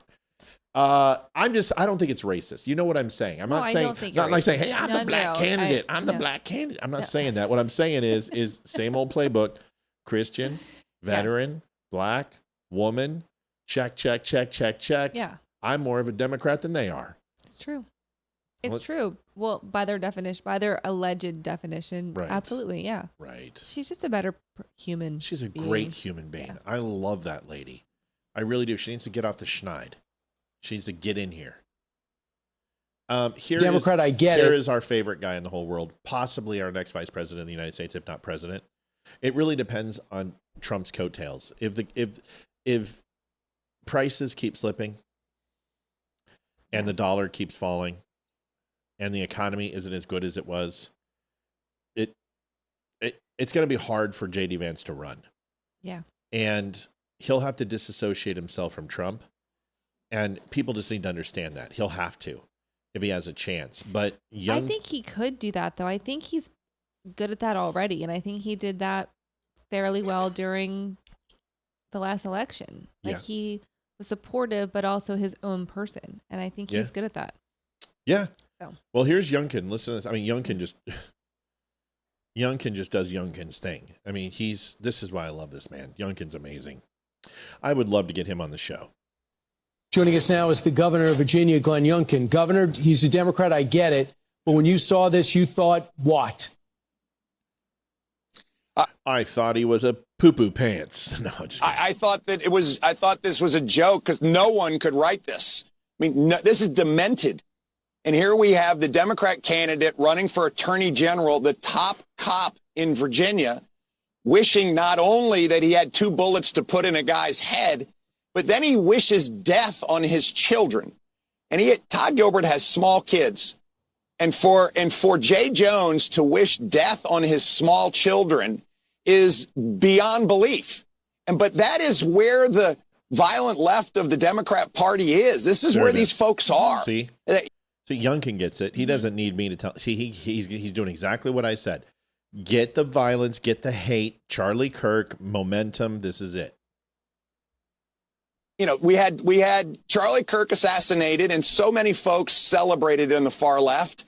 We've had two Democrats threaten to murder 2 of our delegates running for office in Virginia, and now Jay Jones comes out and says that he has 2 bullets for Todd Gilbert's head and wants to see his children die. I mean, this is unbelievable. And what's shocking also is that after calling for the normal apology, the Democrat candidates, Abigail Spanberger and the rest of them, were out campaigning this weekend like it was nothing. They have got to call for this guy to resign, step down, get out of this race in disgrace, because this is beyond disqualifying. I mean, they're asking people to vote for this guy to be the Attorney General of the Commonwealth of Virginia. Meanwhile, we have the best Attorney General, Jason Miyares, in the nation, and everyone in Virginia should step forward, rehire Jason Miyares, and demonstrate that Virginia stands for the values that not just hold our country together, but we reject all political violence, and we reject anyone that would call for violence on a child. It's unbelievable. When some Sears immediately came out and condemned this. Good. And Abigail Spanberger gave the normal, oh, it was wrong, and then's back out campaigning with the Democrats calling for this guy to win. This is nuts. And this is why the Democrat Party has lost touch with where America is today, when they can support someone who wants to put 2 bullets in somebody's head who's a political arrival and see his children die. So, yeah, that's how you do it. Yeah. That's how you do it. And it just should be, it should be like that. You know, give her a nickname. Call her Dillinger Spanberger. Dillinger takes 2 rounds. Whatever it is, however you want to do it. Get her a nickname. 2 bullets Spanberger. 2 rounds for Spanberger. Whatever. You just need to call her Bullets. Bullet Spanberger and her people. Jay, you should never say her name without saying Jay's name right before it. You for the rest of the election, you say Jay. What's his name? Jay Jones. Jay Jones. And his biggest supporter. Abigail Spanberger. Yep. Jay Jones and his biggest supporter, Abigail Spanberger, who wants 2 bullets for his competition and the murder of their children. This lady. Don't hang it around her neck. Never let her get away from it. Oh, just crush her with it. I'm telling you, Winsome Sears has got some fight, and somebody's in her ear, and it's good, folks. I got to put up the goal. We're going to be sitting at 30 minutes. Time flies when you're getting a root canal, huh? I've never had one. Oh, thank God. Those are horrible. 30 minutes, folks, is where we're at to hit goal. We're over halfway there. Unfortunately, we only have about another half hour of the show, at least till Amy's out of here, because she's got to go because she can't see in the dark, but it's dark and she can somehow drive home anyway. I have those glasses, the yellow ones. Yeah, but it's already dark. So is it going to get darker? No, I'm just saying I have the glasses. No, but there's I don't know. I'm just afraid. Don't yell at me. Drive. Don't give me an attitude, Amy. Anyways. 28 minutes and 41 seconds to hit goal. We are at 154.34. We'll be right back. Need to show a little video. Don't leave us. Just come right back. Go do your pee break. We have a donation video real quick because we got to hit goal. Great time to go donate. I'm going to also put up the QR codes for our donations. Will be right here. You're going to see them pop up right now, right next to Amy. You can scan on your current Android device, or you can go ahead and use your phone. Take a picture, screenshot with your phone, and then touch it in your photos. It'll take you right to our donation page, or go to thedumbshow.com/donate. We'll be right back. Just give us 2 minutes, folks. You know what? We're a show that doesn't have any commercials. We've had none. Zero, zilch, nada. You can wait for 2 minutes. We'll be right back. Don't leave, because if you do, God will kill a puppy. We don't want that to happen. Okay? We'll be right back. Hi, I'm Olivia Spear, host of The Dumb Show. For 3.5 years, we never asked for donations, but after Facebook demonetized us for speaking the truth, we've had to turn to the one thing big tech can't cancel: you. I'm Hayden, Matt and Olivia's daughter. This show's never chased sponsors or sold out. We've built something honest, and it's thanks to you. I'm Ethan, their son. Every share, every dollar, every message, you're the reason we can keep calling out the BS and bringing color back to the world going gray. If you want to help, we take PayPal, Venmo, or snail mail. You can send it to P.O. Box 2, Round Hill, Virginia 20142. Can't donate? No problem. Just share the show with someone who needs to hear it. Thanks for helping us stay loud, proud. Abby Two-Shot. There it is. Abby Two-Shot. I like that. Yep. Well, y'all, let me tell you why you don't want to vote for Abby Two-Shot. Oh. And completely uncensored. You can donate at thedumbshow.com/donate. You know what happens when you turn the dial harder? You can make a harder grimace. The harder you grimace, the more effective it is. You tighten it so freaking I can't do it. I can't untighten That's what she said. That's what she's... Oof. Oof. Coming in with it. Pound it. Pound it. Pound. Child gets 15. Ethan, you look like a hippie. Totally tubular. You know this is recording, right? Okay, let's go. Smile. Donate. Don't start with me. Donations. Every time you don't smile, I'm going to punch you in the ribs. Donations. Take one. Scene one. Ready. Set. Ethan. Break. Ready. Don't screw it up. Okay. Ethan, don't mess this up. Ready. Set. Action. No. Whoa. Director calls action, not some stupid toddler. But we've built something There's no but there. Why do you've been doing this since you were 2 years old. Try it again. Just share the show with someone who needs to hear it. He's so much better than you at everything. He's better at Hayden, he's just like, even, it's just, go ahead, Hayden. Thanks for helping us stay loud, proud, and completely uncensored. That's a wrap. Well done, Spear family. I bet we make no money. But I'm going to owe them money without. Hayden, do your thing again. Oh, yeah, cut it. Baby shark, doo doo doo doo doo. Yes, thank you for your donation. Thank you guys and girls. You guys can scan the QR code just for another few seconds. We always lose a few people at that time, and it always, some people are just like, hey, you know what? I'm going to go to the bathroom, and I refuse to stay on. And we understand that privacy is important, but folks, this isn't a two-way communication. You can actually take us into the bathroom and nobody will know. Just don't take your phone in the bathroom. Or just don't take your phone in the bathroom, weirdo. 25 minutes is on the clock and we're going to need it. We are, about 146 away from goal. So if you can help us out, we'd appreciate it. There's a really interesting video. So have you heard the rumor about Israel paying people $7,000 per post? No, I mean I've heard. I mean I've seen things, but I haven't seen that specifically. God, I can't wait till they find something else to hate. Can we go back to Can hating we the get paid $7,000? That's a long story. We'll talk about this. So, like, can we go back to hating the Kardashians or something? Because, like, hating the Jews is getting so tiring. I'm just exhausted by it. Yeah. You know, people need to stop this crap.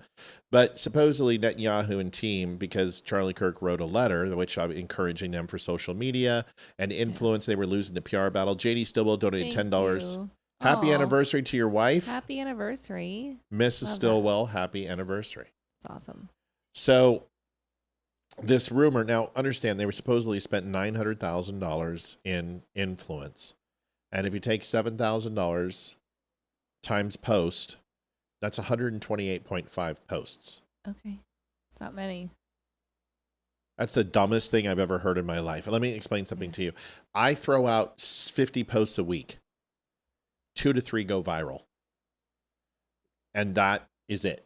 It's hard to build the network. But 2 to 3 is actually pretty damn good. Like my audience engagement's ridiculous. So is Damani's. And when we share each other's stuff, someone also asked about the Commonwealth. Common being in the common good of people, and wealth being the prosperity. Commonwealth was attached to the 13 colonies. A few states were recognized as the Commonwealth, which was from the Empire of Britain. They are not an empire. They're not a sovereignty, but it recognizes not as a statehood belonging to others, but independent nations inside the United Nations, the United States. The Commonwealth is just collectively language, culture, all having things in common, and it's grouping them together for the prosperity of the people. That's what Commonwealth means. Yeah. There's no difference, but they call it the Commonwealth. That's it. Versus a state. Sounds cooler. Yeah, sounds better than a state. Yeah. Commonwealth. Pennsylvania's a Commonwealth. Yep. There's 13 of them. Yeah, so the original 13, if you take a look at the Don't Tread on Me, which would be Pennsylvania, with New Hampshire, Delaware, Virginia, South Carolina, North Carolina. What am I missing? Yes. I said Pennsylvania. Yeah. It's another northern one. I don't know which one though. New York? Is it? I don't know. No. It's a couple in the north. You said New Hampshire. New Hampshire. I think you said Delaware. Oh yeah, Delaware. New York's got to be on there, does it? I would think so. Should I just Google it? Yeah, no. Okay, let's do it. Oh yeah, wait, Massachusetts. Oh yeah, that Boston. yes. Boston. Yes, that's a Commonwealth. We got to be close. Vermont as well. Yeah, the northern ones. See, there we go. Yeah, it's all the northern. Rhode ones. Island. Yeah, probably. Maybe. They're all the northern ones. 13 original. I have it on the Don't Tread on Me. No, I graduated high school, so. I don't think Kentucky. No. No. Virginia, Massachusetts, New Hampshire, Maryland, Connecticut, Rhode Island, Delaware, North Carolina, South Carolina, New York, New Jersey. Yes. Pennsylvania, Georgia. Yeah. That sounds right. That's about right. Yep, that sounds right. There we go. Commonwealth. Not Kentucky. Kentucky's not 13 original. Someone please bless me with something to feed my kids. We have had nothing to eat from yesterday. I'm really losing hope. My PayPal account is neshbund@gmail.com. How'd you pay for your internet? Yeah. You have a phone? You know what you could be doing? You could be working right now. Mowing lawns, picking up dog shit. You can do something, bro. Listen, if you need something, you come here, but you're not. You're a scammer. Liv, can you ban him, please? Williams Clinton. Why don't you just call yourself Bill? Just call it. This is Bill Clinton and my little babies. They're hungry. And I want to make sure Jane Jones doesn't shoot them. So can you please give me some money? I really appreciate it. Just give me a couple chocolate chip cookies. Monty's down here. We're waiting for you. Thank you so much. Appreciate it. No money for you, Dr. Jones? All right, so this is funny. Israel pays $7,000 for, and if this was true, trust me, I'd be taking that Jewish money like crazy. Same. I'd be like, I'll be like, how many posts do you want? I'd be like Jewy at jewy@gmail.com. Like, give me all that. Yep. Give me all your loving. I will. And your yarmulke too. I'll change everything in my life. Hell yeah. Israel pays me $7,000. I'll become a practicing Jew like tomorrow, and I've already got the blood, so I'm ready. You know, if you guys need me to rebris, I'll do that. Cut that thing off again. I'm cool. Let's go. Whatever. I'm down. Grab some curls and put that on there. Those are Hasidic Jews. I'll be a Hasidic Jew. I don't give a shit. Okay. What you give me $7,000 a post? I'll do whatever you want. Yeah, seriously. I'm not anything, but yes, I'm in for that. So Amy and I, we'll get an OnlyFans account, whatever, and we'll be like dressing up in. Do we like making Jewish hooks and buttons? I mean, whatever you want us to do, we're down. We're shit. We'll do anything you want for $7,000 a post. Okay. Jew porn. I mean, whatever. It's just a sheet with a hole. We'll live dangerously too. Like we'll walk around and touch ham and stuff. I mean, we'll do it all. We don't care. It's shrimp and just walk around and stuff champagne glasses into bags and step on them. Mazel tov for $7,000. I'll do anything. Whatever. Oh, golly. So anyway, I'll take some of that money. So Benjamin, listen. Yeah, same. This gentleman makes a mockery of it. I've been making a mockery of it too. I made some jokes about it today. Israel has a right to do it. Everybody does it. NAACP does it. Rainbow Coalition does it. Yeah. Every country on the planet gives money. The AI PAC is not a foreign agency, folks. They're based in the United States. They are just like the NAACP or the NRA or Planned Parenthood or Big Tobacco. So when you sit here and go, they need to register with FARA, Marjorie Taylor Greene's a moron, okay? When she says they need to register with FARA, they can't. They already have an organization that they actually have to register with. And it's not monitored by FARA. They also said that you guys could use the nuclear option to get the budget proposal pushed through. No, you can't. That's for precedent. Right. You can't do it for finance and committee. You don't even know. She doesn't even know what she's talking about. That woman has no business being a legislator. She doesn't know anything about politics. You can't put budget and finance through a 51 vote. It's a 2/3 majority. Well, they can just use the nuclear option. No, they can't, because you're Jewish space lasers. Sorry. I just can't stand Marjorie Taylor Greene. Anyway, this guy, hilarious. Like, I was going to make this video, and he made it before me, which really sucks, because I was going to do this, but watch this. This is great. This is just beautiful. Like, funniest thing in the world. By the way, I got to give you some backstory. You guys know the little emoji that you can use for juice, and it pulls up as a juice box? Judy Gurley, $15 for Amy. Thank you. Thank you, Judy. So, little emoji, it's a little juice box, like a little treetop juice box. Do you know what a treetop juice box is, though, right?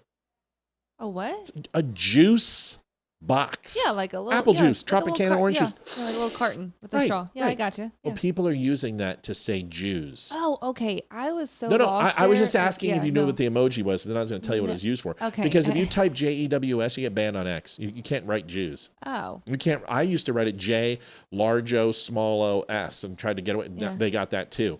So people are using the juice box emoji to say Jews. Jews. Okay. So. Also, O.J. Simpson. No, just Jews. So this is a thing. So when he talks about this in this video, you understand what it is. Okay, are you ready?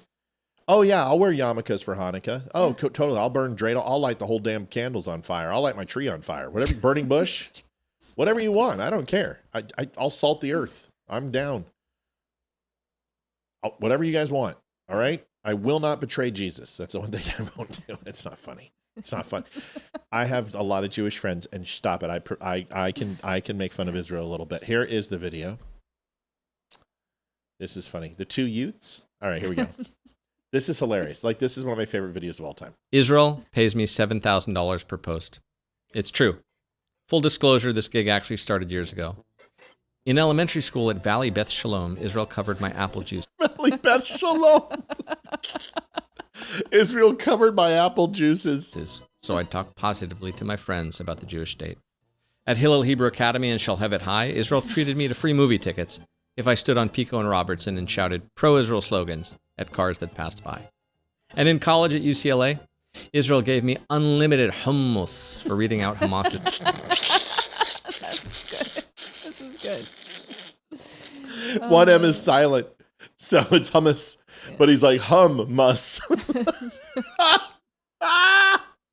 It's the little things. Charter in Arabic in the middle of Bruin Walk.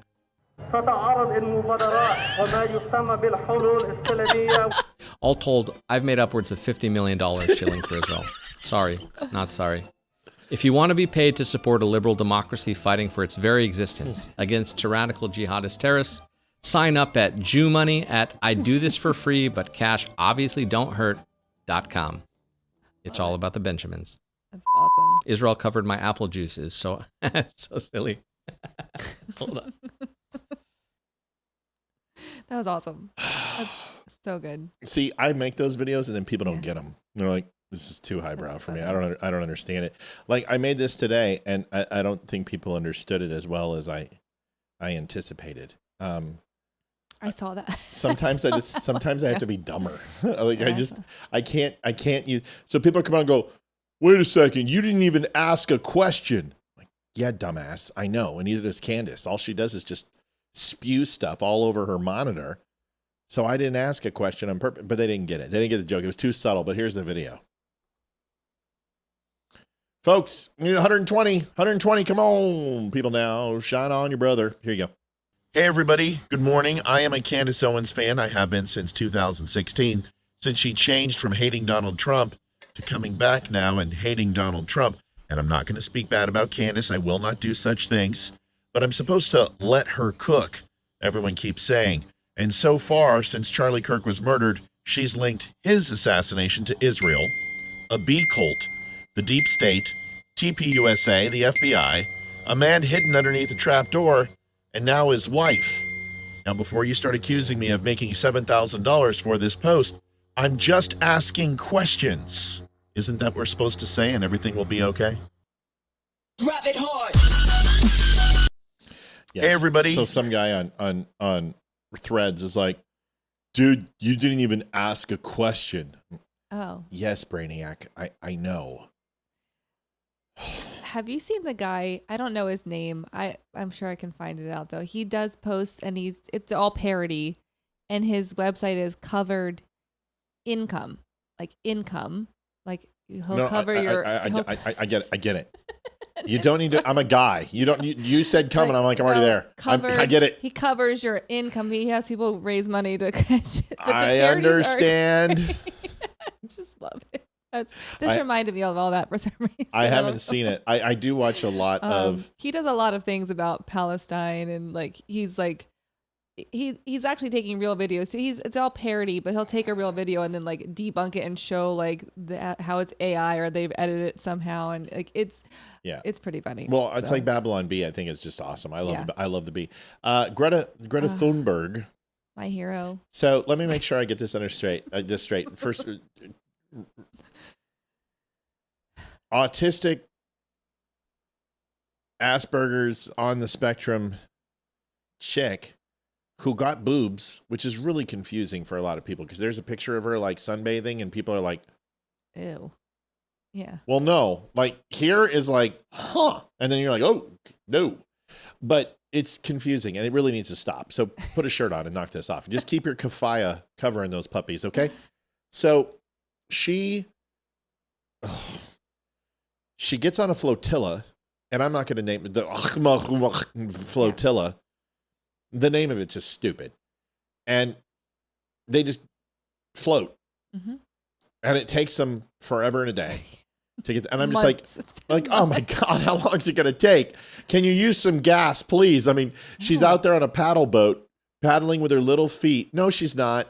It's full powered vessel. Yeah. It's just, don't you remember those whalers, the stupid, the Sea Shepherd show on Discovery where they would go and try to interrupt Japanese whalers and throw boric acid at them and try to board their boat. Oh, they were horrible. And you're just like, what a bunch of losers. Anyway, she's that so she's bringing food, aid. Allegedly. No. Food, aid, water, and medicine without having any food, aid, water, or medicine. Yes. So it's just like she's Jesus. She's going to walk there and then water will be turned into wine. The bread will be there in abundance. Well, it's been months. They've been through this block. Right. That's my point. They got lost. They supposed to take a left at Albuquerque. They're like, wait a second. This looks like the Caspian Sea. Son of a motherless. And they can't catch their own food on the flotilla. It's going too fast. So we're in the Sea of Japan. What the name of God? Oh, so the flotilla, which is doing no good, and Israel is like, we see you. Mm-hmm. We know where you are. If you continue on this course, it's not going to be good for you. We're going to take you and turn you around. Please do not come into our waters. And they do. So they basically send the equivalent of SEAL Team 6 on their boats. And they take them all. Now, they're saying abducted. No, you were arrested. You were no longer in international waters. You were essentially considered a threat, and you did not have any right whatsoever to be where you were, so you were arrested. But they said, we were abducted. Then they said that she was dragged out by her hair. Oh, come on. She was beaten. She had to wrap herself in a Jewish flag. And I didn't hear that part. I'm That's like, awesome. and I'm like, did they give her $7,000? Yeah. Here you go. You know what? You look great in that flag. Here's 7,000. Everybody gets 7,000. You get 7,000. You Jew money everywhere. Mazel tov, motherfucker. So wrapped her in a flag. Didn't give her proper clothing. Didn't give her a proper place to eat. Didn't feed her for 40. They said they were starving. You can't starve in 40 hours. Okay. No. It's impossible. Honestly, all it is just a real good fast. Okay. Conditions were horrid. They said all of this stuff. Like, and she's about to tell you too in her crazy ass recount of the events. Here it is. And by the way, the whole event was 40 hours. They were bought plane tickets, and Jewish taxpayers are pissed. I would be too. They're like, why are we paying for these people? Why don't we just set them back on their flotilla and have them sail the other way? Yep. You know, and hopefully... Give them a fan this time. Right. To push the... Yes. Listen, and while your guys are taking out people and you make accidental shots sometimes, do you think you maybe just send one over in the flotilla's range and just do us all a favor? I'm just saying. I don't know what happened. We were aiming for that building full of Hamas, but we hit it 147 miles offshore. Hit the flotilla. All 76 boats with one shot. It was the worst accident ever. No, nobody cares. I mean, when you're already a war criminal, throw a couple more on the Barbie. You know what I mean? Who cares? Get her out. All right. Do you think I would get $7,000 for that pose? Probably 8. Should be 8. It's a lot of lifting. Here she's in her kafaya, but always. But you were abducted. You said, but they didn't take your kafaya. They didn't take your terroristic Islamic terrorist jihad garb. And your T-shirt looks awful. Where are your bruises, by the way? Here is her recount. Hello, this is going to be a long video, but I have a lot to say, so bear with me. And we are now many who are safe and released from imprisonment and absurd mistreatment. You just see a gun come out of the side of her. But many of our comrades from Global Summit Flotilla are comrades? I mean, seriously. Not, and they need to be released now. But most importantly, we are not. They've all been released. Mm-hmm. All of them. They were all released. All 75 of them were sent back in like business class. Folks, 179.34. We got to hit goal. We need some help. We got 6 minutes. Come on, folks. Help us out. No pressure. Yeah. A lot of pressure. It's Amy. Thousands of Palestinians are currently being held in Israeli dungeons without a trial, hundreds of which are children. Millions are living trapped under an illegal siege in an apartheid state and occupation, who are being systematically starved. What does this have to do with the flotilla? I mean, can you get back? We want to hear about the flotilla. Yeah. And we already know all this crap. I mean, this stuff, this is what we read, and this makes our day. You should see me at breakfast reading about Gaza. I'm just, Dad is great. Little Bill Cosby. Give him the chocolate cake. Nope. Okay. Bombed to pieces. Basic societal infrastructure is being targeted and destroyed. Oh, shut up. And Palestinians are being systematically deprived of their very, very basic rights and means to survive, such as producing their own food, controlling their own territorial waters, and children being able... What does it matter? We're all going to be dead from climate change in 3 years, I thought. Yeah. Oh, wait, that's 3 years ago she said that. ...to go to school. And the whole world knows that this did not start on October the 7th, 2023. And these Israeli war crimes have happened with impunity and with help and legitimizations from our governments, institutions, and media. And this is the story here that people should be focusing on. Do not let me and other volunteers on the flotilla be a distraction. And the Global Summit Flotilla is about solidarity with Palestinians. Man, she looks like she's definitely got some Stockholm syndrome there. You know what I mean? Like this abuse that she took for those 36 hours of sleeping in a bed when getting fed. I mean, she looks really hungry, really dirty. She needs the sign from the lady in the one video that we have no hate here. We do. She needs that sign. I agree. I agree. Just asking to be ridiculed. I would just love to see her walk into a door and all of a sudden her eyes go straight. You know what I mean? And she's just like, oh, my God, it actually worked. I feel absolutely fine. Then turns around, hits it again. International solidarity. And what Israel did was mainly not to illegally abduct us. Oh my God, what happened at the flotilla? Us in prison, but it was that it stopped a humanitarian mission and with nothing on the boat. There's pictures on the boat. Yeah. And violating the lady who threw the phone off the boat.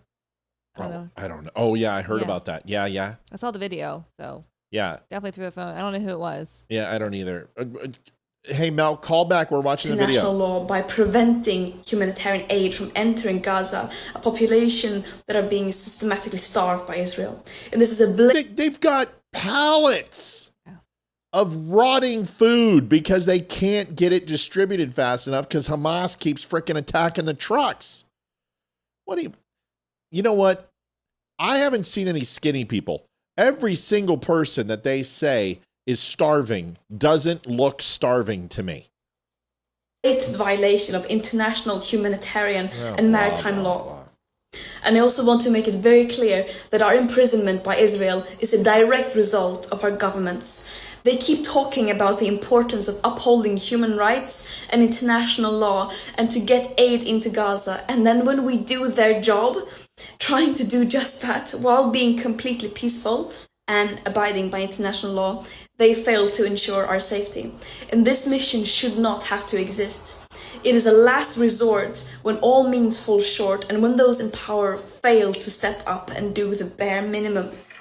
States have a legal obligation to end their complicity in genocide, which the UN Commission now also has confirmed that it is. And this current lack of willingness to do so is a crime against humanity. Israel does not have immunity from international law, even though it might seem like it from their genocidal propaganda. No human being is worth more than any other, and that also applies to Israelis. It's absurd that this even has to be said. And just to have it said once again, of course we are not running errands for Hamas, nor are we terrorists. Israel think they can... Although I'm wearing terrorist garb, and you can buy this on Amazon for $19.99, or you can go to GretaThunberg.com. Get away with only recycling their old arguments and smear campaigns to justify their atrocities. Thank you, Mike. $12.34 via snail mail. Mike. Without addressing the evidence of them committing a genocide. But the world sees through their desperate lies. Terrorism is defined as the calculated act of using violence to incite fear in a population for political control. Does this have? Is that really what this peaceful humanitarian mission carries? Oh my God, shut up. I can't take Seriously, it can't we hit that thing? I mean, come on. There's got to be something. So here's her experience. It's a political propaganda video. Here is her actual experience. Which is very worrying because people were not being treated well. Wearing a Stitch shirt? I was not able to say goodbye to people, and I don't know what's happening. And the horror. There were many issues. When you say they're not treated well, what do you mean? Well, could you elaborate? Obviously in a very dehumanizing way.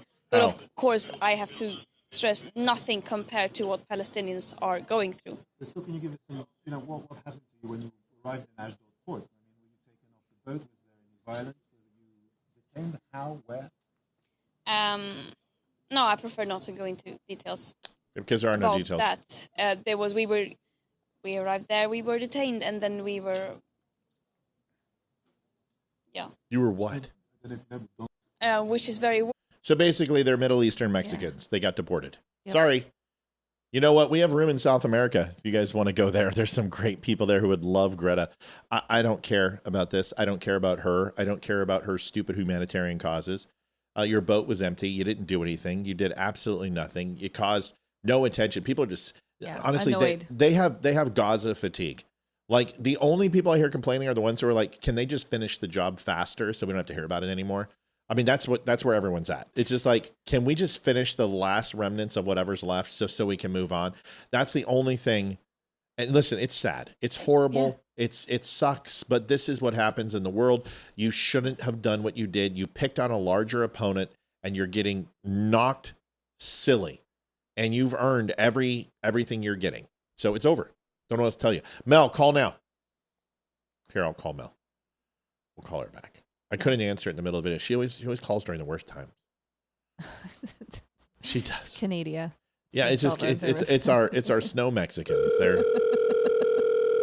I love Mel. Me too. I just love. Hey, what'd you want? Wow. Sorry. Hi, Mel. Hi, Mel. How are you? What do I want? No, I didn't. But we have a shorthand. Come on. I mean, it's like. I'm sorry, Mel. How is your day going? How are you feeling? Oh, my day is marvelous. How's yours? Oh, blah, it's blah, blah. just wonderful. Okay, so what's going on? No, I just wanted to say that.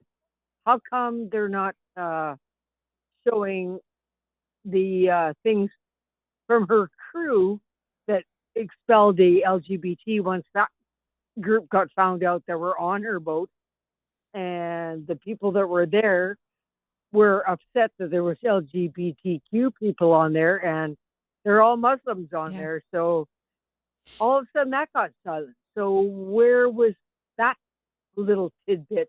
And yes, Greta sucks and she needs to go back to her. Why don't you let her in? What is wrong with Israel? Let her in. Let her go to Gaza. Just let her in. Be like, oh yeah. You know what I would do? This is what I would do. I would go ahead and put out a red carpet on the dock. I would have a limo there. I would take her and I would go to a 5-star hotel in Tel Aviv. I would feed her the greatest food ever, all kosher, of course. And then I would drive her right to the main gate. And I would say, we've taken all your boat's contents. It's right here on a truck. Have fucking at it. Merry Christmas. Drive right ahead. Do you know how to drive a stick? And let her, and you know what? And have the film crew just watch her. And she'll be like, we are not prepared to go in there right now. How dare you? It's like, no. We're calling your bluff. What do you need? We're ready to go. Do you need an escort? You need an interpreter? We're sending you in. Let's go. There's not a chance in hell she would go in there because she knows she would be killed. Yeah. Well, no. And I would have taken all of those people that they got off those boats, and I would have done exactly the same thing, but I would have taken all of them and put them in their buses, whatever, and driven them in there and go, okay, have at her. You do you. Because, yeah, I would have let her out of the country and all of her little minions, whatever. I would have taken them all in there on a bus after they captured them all and taken them in there and said, okay, now go VIP. do your humanitarian stuff. Yes, VIP escort. Here, we're even going to match the food you brought times 10. Exactly. Here you go. We've got more food for you. Here we go. We've got some pork rinds. We got some pork rinds. We've got some pork top ramen right here for you. We make sure you love it. We've got all sorts of things. We got pork jerky. All good food for our Arab friends, and we're going to drive it right in. All the food. We took all the food that were on all of your boats. We put it all here in these trucks that are behind like this bus. We got Funyuns and Mountain Dew. We got them all off your boat. All the Funyuns and Mountain Dew we could handle. Yep. Exactly. And drive them in there and say, okay, here, you go disperse this and you go and tell us what the fuck here. You go disseminate your fucking humanitarian aid. All 25 cents worth of it. Here's just a piece of shit. Give them some but sizzling. I still am like, all of a sudden, like when that happened, when they found out there was some LGBTQ plusers on their boats, all of a sudden that got shut down. Yeah. So what did they do? Throw them overboard? Well, here's my question. Where did those people go? I got to go, Mel, but I'm just going to say one thing. CJ, thank you for your donation. Yes, thank you, CJ. But here's my question. So explain to me why the supposed drone attacks of them trying to destroy your boats lessened the closer you got to Israel. Wouldn't they increase? When the threat they gets should increase. no, they didn't. It's the global warming. No, and listen then to me. Okay, this is cute and all, No, but no, this no. is where we try to answer the question, folks. Why wouldn't the attacks increase? Why wouldn't the severity of attacks increase? The reason why is there were no attacks. Right. Okay, zero. There was zero. What? It was zero. It's all bullshit. I know it's all I crap. know it's bullshit, and I know they put a flare in the first one. I know, because that's not the way drones work. Yeah. Okay, because when you're recording, you're going to hear a drone, and I don't even care if it's 150 feet up. You're going to hear that drone, and there's nothing. hell yeah. And second, they're not going to use a drone for what they could literally use. Listen, they could just sit off the coast, and they have barrage. They can hit those boats. There is no reason for them to even play around. They could sit there with a 50 cal off the coast and take out that entire flotilla. They don't need a drone. Yeah.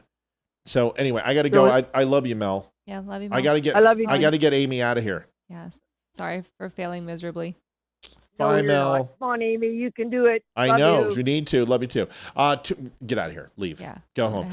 Folks, Amy's out of here. She's going to give you her minute, and we still have $98 to go. Folks, Olivia wants me to get off early, and I can't get off early if we don't hit goal. So we got to hit goal. I can't leave with this. So we got to find a way to hit it. So if we could find a way, let's go. Yes. Amy? Great to see everyone. It's been fun, and that's it. I love you guys. Thanks for all the donations, and congrats again to Isaac. Yes, Isaac. That was the video. Yeah. He was snoring. It wasn't you. You're fine. No, it literally was. Isaac won a jacket, and you'll be here next week? Yes. I'll be here next week. Yes. We love you. Get the hell out of here. I love you guys. Good Lock night. the door when you leave, will you? Can I do that? You just push the little lock button. Oh, okay. Yeah. Okay. Yep. But I'm gonna have one of the. I'll do it. I'll do it. I want you to be walked out, please. No, I don't want them to because it's dark out. I got my flashlight. I'm good. Okay. I'm good. It's just a okay. joke. I'm good. Can I walk out with you? Sure. I don't want you walking out No, by yourself. I'm fine. I go every night by myself. It's I fine. know, but I don't like it. It's fine. There's just deer that come barreling out. There's There nothing are. else. They're everywhere. They're Those like little that. bastards. They're like Trying to rats. attack you. I swear. I swear to God, if we ever have like an apocalypse, I'm going to be Yeah. so well fed. I'm going to be having deer cousins every single night. It's going to be wonderful. No, it's fine. I'm good. I Okay, promise all right. I'm good. All right. Thank you for the water. We love you. You're the best. Okay, love you Your guys. cup will be here next week. Yeah, it better be. I'm kidding. Jeez Louise. Okay, love you All guys. right, everybody. Amy is out, and God, what a fun night! I always love it when you're here. So we'll see you later there, Ames, and drive safely in the dark. And I'm glad you got to get out early, so it didn't get any darker. it's so good. I understand. Drive safely. Hey, text us when you're home. Theo Vaughn. Most of you may not know who he is. He's a comedian, and he has a pretty big podcast, bigger than our show. He decided to go ahead and let everyone know that he's not suicidal when nobody cared. Here is what he is doing. I would never take my own life. I would never take my own life. Okay? You hear that, Israel? I would never take my own life. I'm grateful to God for his grace in my life. I love my siblings. I have so many friends and people that love me and people that I want to see their children grow up. I'm hopeful that I get to have a wife and meet my own children one day. Like there's a ton of things in my life that keep me alive and hopeful, right? I want to be able to have an impact in the world. Those are just a few of them probably, you know? I mean, so many just moments we've shared on this show that I'm like, oh, I live for those things. I would never take. So here's my problem with this is, first of all, any chance they can have to attack Israel, right? I mean, first of all, Israel doesn't even know you exist, and they don't even care. If anyone was going to get clipped, it probably would be Nick Fuentes, don't you think? Don't you think? Candace, Tucker, these are the people who are espousing these things against the Jews. They're the loudest, but it's not happening. So they take out Charlie Kirk, their number one fan. I mean, it doesn't make any sense. But what bothers me is, first of all, I don't want to see anyone be depressed. And he's a funny guy. He actually is. He's not a horrible human being. I don't like some of his takes, but he's not a bad guy. And I don't want to see him depressed. That sucks. But what are you doing talking about suicide? when you're a Christian. It doesn't jive, does it? And it almost seems like, well, if you're sitting here in one hand talking about the blessings of Christ and talking about children and future, and all of those blessings will come through God and what he has in store for you. Why, on the other hand, would you be talking about suicide? I mean, it's kind of antithetical. It's like saying, I don't want to get cancer as you smoke a pack of Marlboros. What are you doing? So, to me, it seems disingenuous. And it seems like you're doing it for clicks and attention. And that sucks, because there's people like me who actually care about you, care about people who are depressed, and I don't want people depressed. I've talked to 3 dummies this weekend where, trust me, on the weekends I try to disconnect, but I still keep a pulse. And dummies look out for dummies. And when I hear somebody's not doing well, I reach out to them. Hey, you okay? What's going on? Talk to me. How are you? I love you. So when I hear, Theo Vaughn sit here and talk about suicide or depression, that sucks. And then I go listen to it because I heard it and I'm like, well, this just seems like a scam. You know what I mean? It's like somebody saying, I'm going to end my life this weekend. And I hope it's not too bad because I've got tickets to the Patriots game next month. What? That doesn't make any sense. So, I know he thinks Israel's going to unalive him. Israel's not going to do anything to him. See, if Israel took out people who said mean things, then the entire planet would be gone. Oh, we got a caller. Yeah, caller, what do you want to talk about? Hey, Matt, this is Elizabeth, and I'm going to answer your question. Remember, Christians are humans too. Wait, what question did I ask? About what are you doing thinking about suicide and being a Christian? No, that's not what I said. I said, how can you in one hand talk about the gifts of God and looking forward to having children and looking forward to getting married and talking about the givings and blessings of Christ, and then on the next hand, talk about suicide? Yes. That is the question I want to answer. Okay.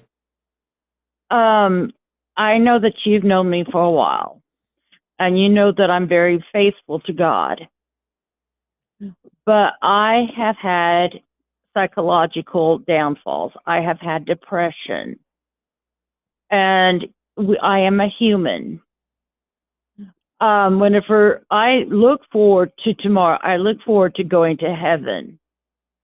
But at the same time, I have been suicidal in the past. Okay. So how many times when you were suicidal did you say, hey, Israel, don't kill me? I've actually been where I've said, I'm afraid that my parents are going to die. Elizabeth, how many times in that situation have you said the following words? I'm not suicidal. You hear me, Israel, saying that Israel is going off. How many times have you done that? I haven't done that personally, but I have tried to kill myself. I didn't say that. Elizabeth, you're not hearing me. I am absolutely empathetic to everything you're saying, sympathetic to what you're saying. That's not my point. My point is that he contradicted himself multiple times when he talked about the blessings of God and then trivialized the conversation of depression and suicide by saying, Israel, please, I'm not suicidal, which means what he's saying is that the Jews are going to kill him and pawn it off as a suicide. Do you understand that? So in other words, he's saying somebody else is going to try to kill him. Yeah, he said the Jews. He didn't say someone else. The Jews, Israel. The state of Israel is going to kill him and make it look like a suicide. So he's saying, I'm not suicidal. This guy is doing this for attention. He's not you. He's not me. And he's not any of our friends or loved ones who've tried to commit suicide, which I know many, and so do you, and you went through it too. So I want to make sure that you're not going down a path of defending this guy, because this guy is making light of suicide to get a punchline and to make Jews look bad. He's not doing it because he really wants to commit suicide. And the rest of his speech just reinforces that when he talks about having kids, having a wife, and is a Christian who appreciates the blessings of God and what he'll bring him in the future. Do you know what I'm saying? In other words, he's making fun of suicide. Yeah, he's using it as a grift. Yes, ma'am. That's what I'm trying to say. Then how can he do that? I understand now. I'm sorry, I did not understand. Don't worry, Elizabeth, that's why we do this. That's why you and I talk, and I love when you call. I'm not going to let you go down a road and defend this guy when you don't need to, because it's not defensible what he's doing. He's essentially mocking the process of suicide for his own gain. And he may have depression. And he's a comedian, but he thinks it's funny to say that. It's not funny. I mean, because listen, depression is ultimately needs to be handled with care. You and I can talk to each other in any way because we've known each other for years, and you know that I care about you and I don't want to see anything bad happen to you. But for him to use his depression that says he has, he doesn't sound very depressed to me. He sounds like someone who's looking forward to the future, who's living a very good life, and is making a mockery of suicide. That's my point, you know? Mm-hmm. And of course, we have to be careful about what happened with Robin Williams, but Robin Williams never came out like that either. Right. And Robin was also a blazing alcoholic. I mean, there were a lot of other problems there for Robin, and he suppressed his depression in different ways.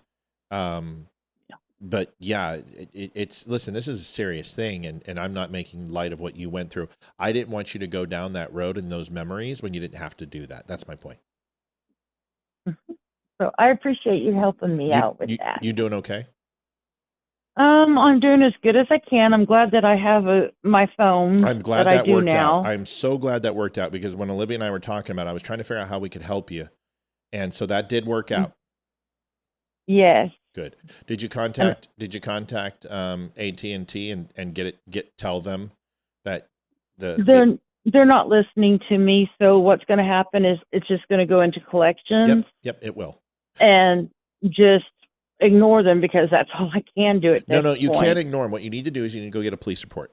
Did these people tell you they were going to give you money for these phones? Yes, I've already tried to do that, but because it was online, and because you never know who it was, they can't do anything for me. Got it. Do I know any of these people? I don't think so. Okay. Here's what you need to do. You need to let it go to Uh-huh. collections. Okay. Now it's going to go to collections. They are going to harass you. Just ignore it. At this point, you have to, and unless it goes to legal. And if it goes to legal, you need to let me know, and I will get that thing dropped down to nothing. I can probably get on the phone with you with AT&T collections and probably work this out and get you some, but it needs to go to collections first. So that's going to take a few months. When it does and it gets handed over to a collection company, I will work out and I'll help you get it reduced. Okay? Okay.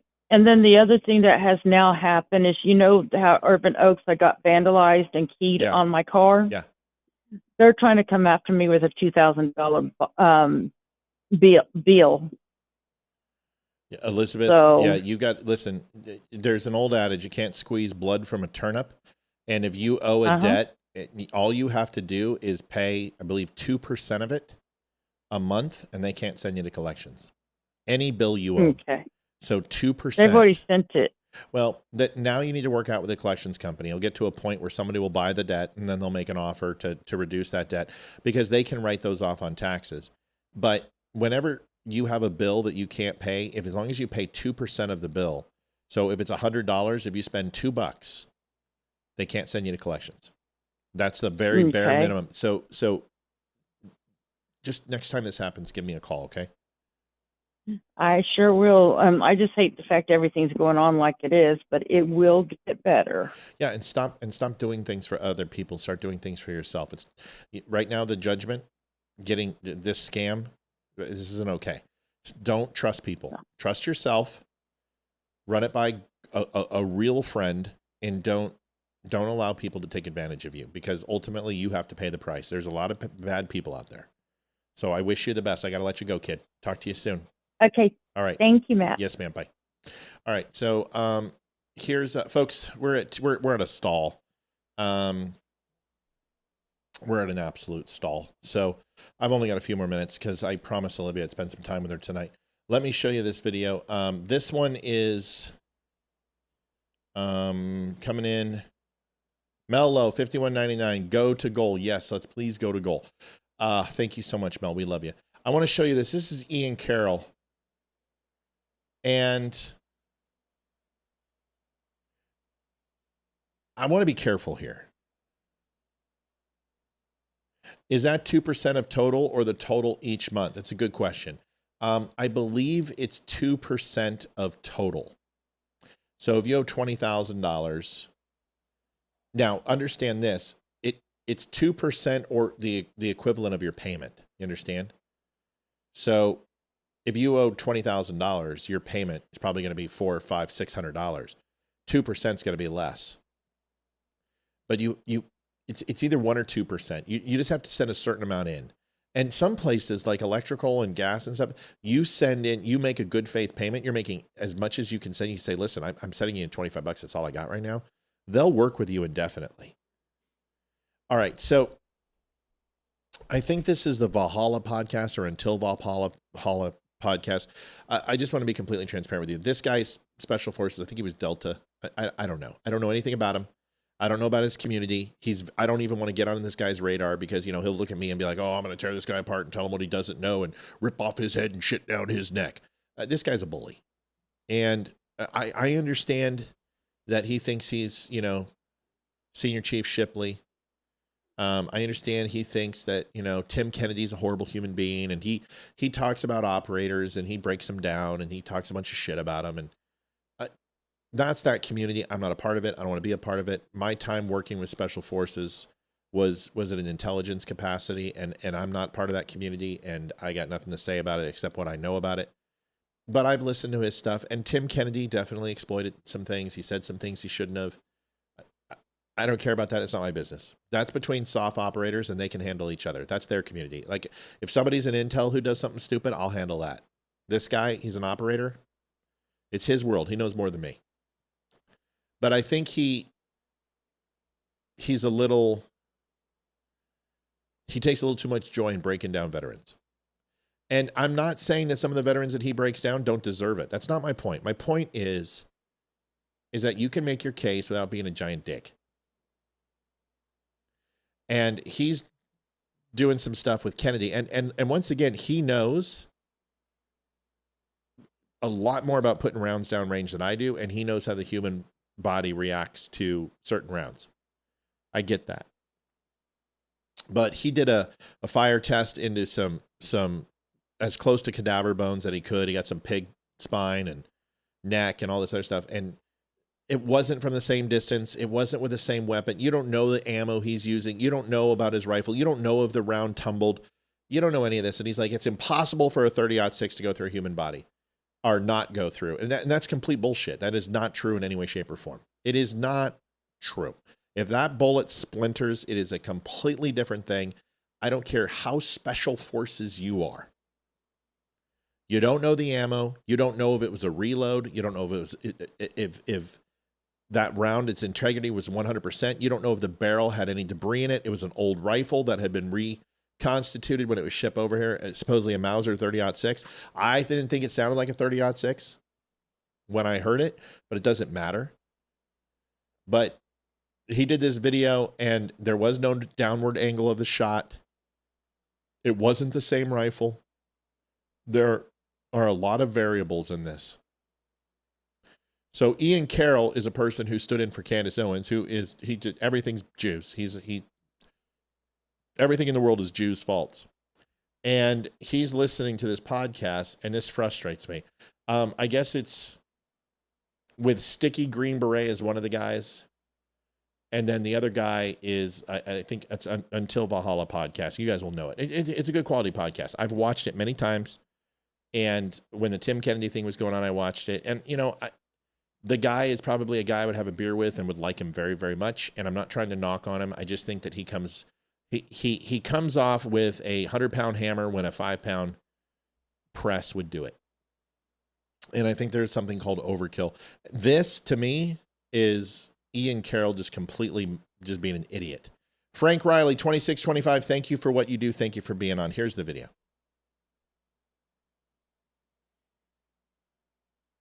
There immediately to try to close that off. And so an artery in the neck, like you're digging in there immediately to try to close that off. No, you're not. There's gauze in there. Get pressure on that. And there's 100%. none of that. There's none of that going on. But this is where it gets even and weirder. Then you see. So the first thing is these guys are saying, hey, get gauze, that'll dress the wound. Pack it full of gauze. If you have any of that, If your security team has any of that, Lee Wilson donates $17.76. Thank you, Lee. If you have a medic on site, there's a reason why he didn't go into an ambulance. There's a reason why they put him in an SUV. And the amount of blood that came out was an exuberant amount, which also leads you to the belief that there was no exit wound. Because all of that reconstruction and mass and kinetic energy that went into his body, if this is supposedly be the strongest bullet ever known to man, it penetrates every time, which is a lie. But if it does, then all that energy and that force that would blow his head off in any other situation, his neck apart, had to go somewhere. And where did it go? Well, you see in the expansion of his face, blood, tissue, the kinetic impact of that shot literally changes his facial structure. You see it in the shot. Just watch the video. His head gets a couple inches round on all the sides. It's incredible the amount of energy that goes through. So if you don't have any battle dress, you stick a finger in the wound, right? But you don't know who was there. You don't know their triage capabilities. You don't know if they understand field medic techniques. You don't know that. Now, you would assume some of these guys are military and have field dressed a wound, maybe. But just because there's no gauze, what are you trying to say? This, which is the after. This is crazy. Yeah. And if we look at this, that's right here. There's like no blood anywhere there. Guys, there's a tiny little bit of blood on the table where he was sitting at. Right? We see that there. There's no blood on the grass. There's no blood. You can't see that. And he fell backwards and to the left, not to the right. These people, see, these are just these conspiracy clowns. Blood anywhere. Like, Alex, I mean, with gunshot wounds, not even ones that aren't arterial. We're talking about an arterial gunshot wound. There's just no blood. I mean, I've seen more blood from someone losing half a foot. No joke. I've seen more blood from someone hitting a booby trap, losing half a foot. So no. So I'm purposefully playing these guys' video right now instead of just analyzing this myself, because this dude is like one of the best expert testimonies you could possibly get. No, he's not. Sticky green beret, a combat medic that has seen combat, that has treated gunshot wounds in all sorts of permutations with his own experience and stories to share about it. That is a very valuable expert opinion here. And what he's saying about the amount of blood you would get from arterial bleed like this is no joke. You would get a shitload of blood from an arterial bleed like this in the neck while they're trying to treat it there on the grass before they carry him out. And I mean, they theorize on this too, and it's obvious to start thinking about what video did Candace Owens see from that camera from the back, right? Because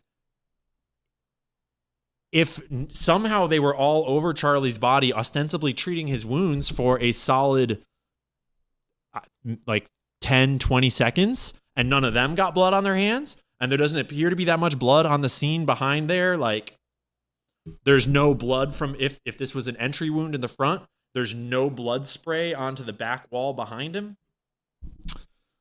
I don't really know what to make of any of that. I do. There's no exit wound. That's pretty much it.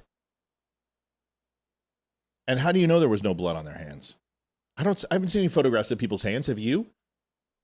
Have you seen photographs? Have you seen the photographs of all their shirts? What we saw is them running into the SUV, getting in the SUV and going. You don't know what evidence has been. This is just speculative. It's all speculative. And for sitting here and saying, well, there's blood on the table. Okay, well, on that table, you're looking at what? You're looking at about a pool about this big. You're looking at 2.5 feet across and 16, 17 inches deep. Do you know how much blood that is? And that's half of it. Where's the other half? On his clothes, where it fell in the chair, and then bleeding out the side of his neck into the grass. You don't have photographs of that. You have a table there with shadows. You can't see any blood because that's not where he fell. But see, this is where you have to ask yourself the question. If their integrity here is not 100%, and I don't know the Sticky Green Beret. Yeah, he might be a field medic, the greatest field medic ever known to man. But for every field medic that says what he said, I'm going to show you doctors and field medics who say the opposite. And then at some point, you just have to listen to your own gut and your own eyes and ask yourself the question, this is the story. And until other evidence comes out, it continues to be the story. No matter how much you speculate and pontificate and try to twist it, you're not going to break it.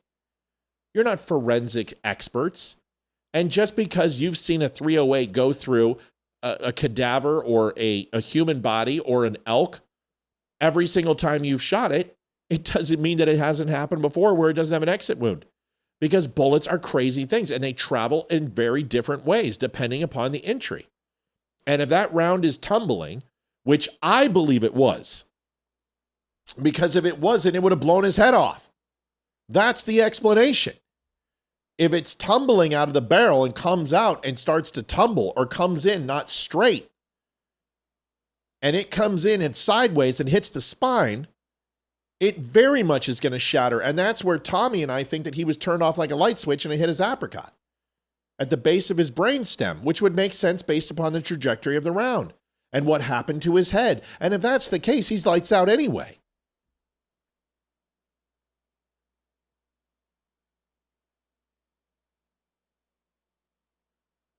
You're not going, the arterial damage of that round, there is nothing you're going to do. You can put your finger in that. You can go ahead and pack it with anti-clot. You can put sugar in it. You can pack it with dirt. You can go ahead and put black powder and strike it with a match like the movies. There ain't nothing that's going to stop an arterial bleed of that magnitude. If his carotid's gone, he's toast. You are not going to, that thing is going to be blasted to hell. You are not going to get blood flow to the brain. He is dead. He was dead instantly. He was turned off like a switch.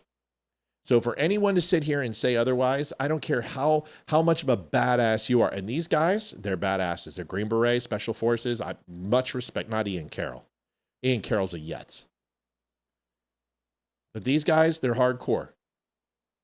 They're high speed, low drag. Much respect for what they've done. I'm not even going to contradict what they've said. I'm not going to contradict his show. This guy points out fake guys. Great, whatever, good. Don't care. But for you to sit here and say, I've seen more blood with a foot wound, well, that would make sense. Were you in a desert? That would explain it. Do you have angles of the shot? Is there shadows? Is there a tent over? Is there a table over? Do you have a grainy photo? Were you there? Because if you were there, wouldn't you assume that you would see a large pool of blood in the grass? Most assuredly. But you weren't there. So just because you say you don't see it, it's because you don't have the angle of the shot. Now, as far as Candace Owens seeing some sort of magical shot from behind, show.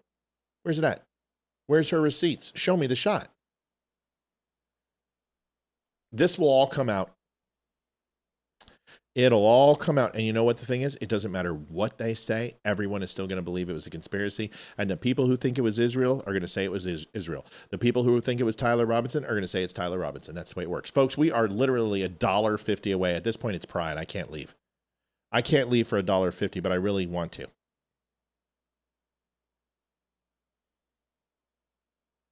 You can't grab carotid or the femoral artery and pinch that thing off in the thigh, you're toast.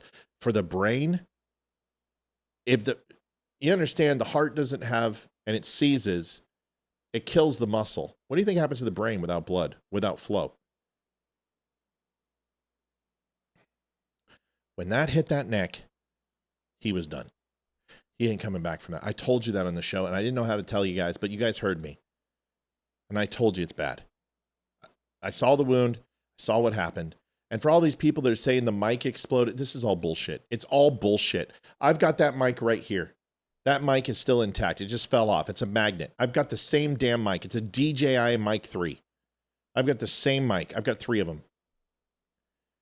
And this was recording for the main audience, and this right here was recording for his stream. 2 different recording devices. You don't use this for this, but not a PA mic. You don't use it's a shitty mic for recording. He used his lapel mic. He was dead the moment he hit the ground. He was already done. I'm telling you guys. I'm telling you it hit his brainstem. I'm telling you if it supposedly hit his spine, It's right there, guys. It's literally right there. And if it hit his spine and didn't go through, it splintered. And if it splintered and it fractured, it punctured, and it just blew his stem apart. When we find the autopsy, which they've done a preliminary autopsy, whenever that gets released in the investigation, we'll know more. Brandon Tatum's very reliable. What's amazing is that Brandon Tatum and I say a lot of the same things. So we're either paid by the same people or we happen to know what we're talking about. Well, folks, that's all I got tonight.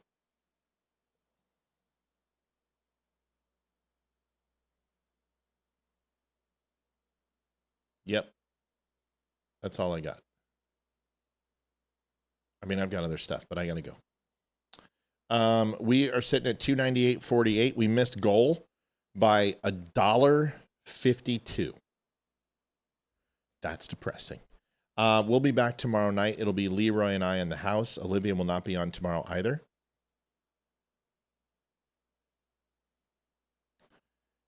What membership, Michelle? To the Dumb Club? Oh, don't do the Dumb Club. Dumb Club's dead. That like we can't get that. We got to figure that out. But don't do the Dumb Club. You don't need to do that.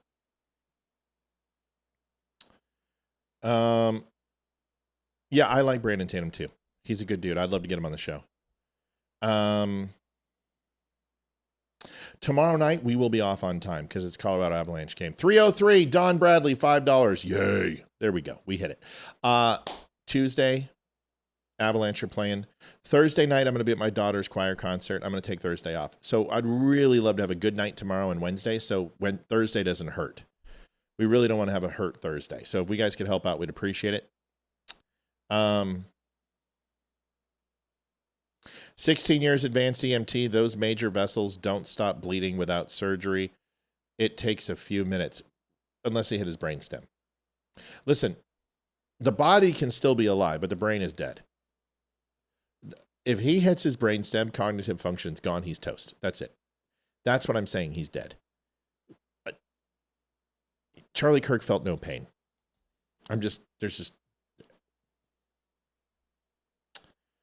I will stand by that for the rest of my existence, that he felt zero pain. He didn't even know what happened. Charity, thank you guys. Thank you all for the donations, everybody. I see them coming in right now. I don't know why the link isn't up, but I do appreciate you guys getting it in for us. Thank you so much. If I missed anybody, I'm so sorry. Liv, did I miss anybody?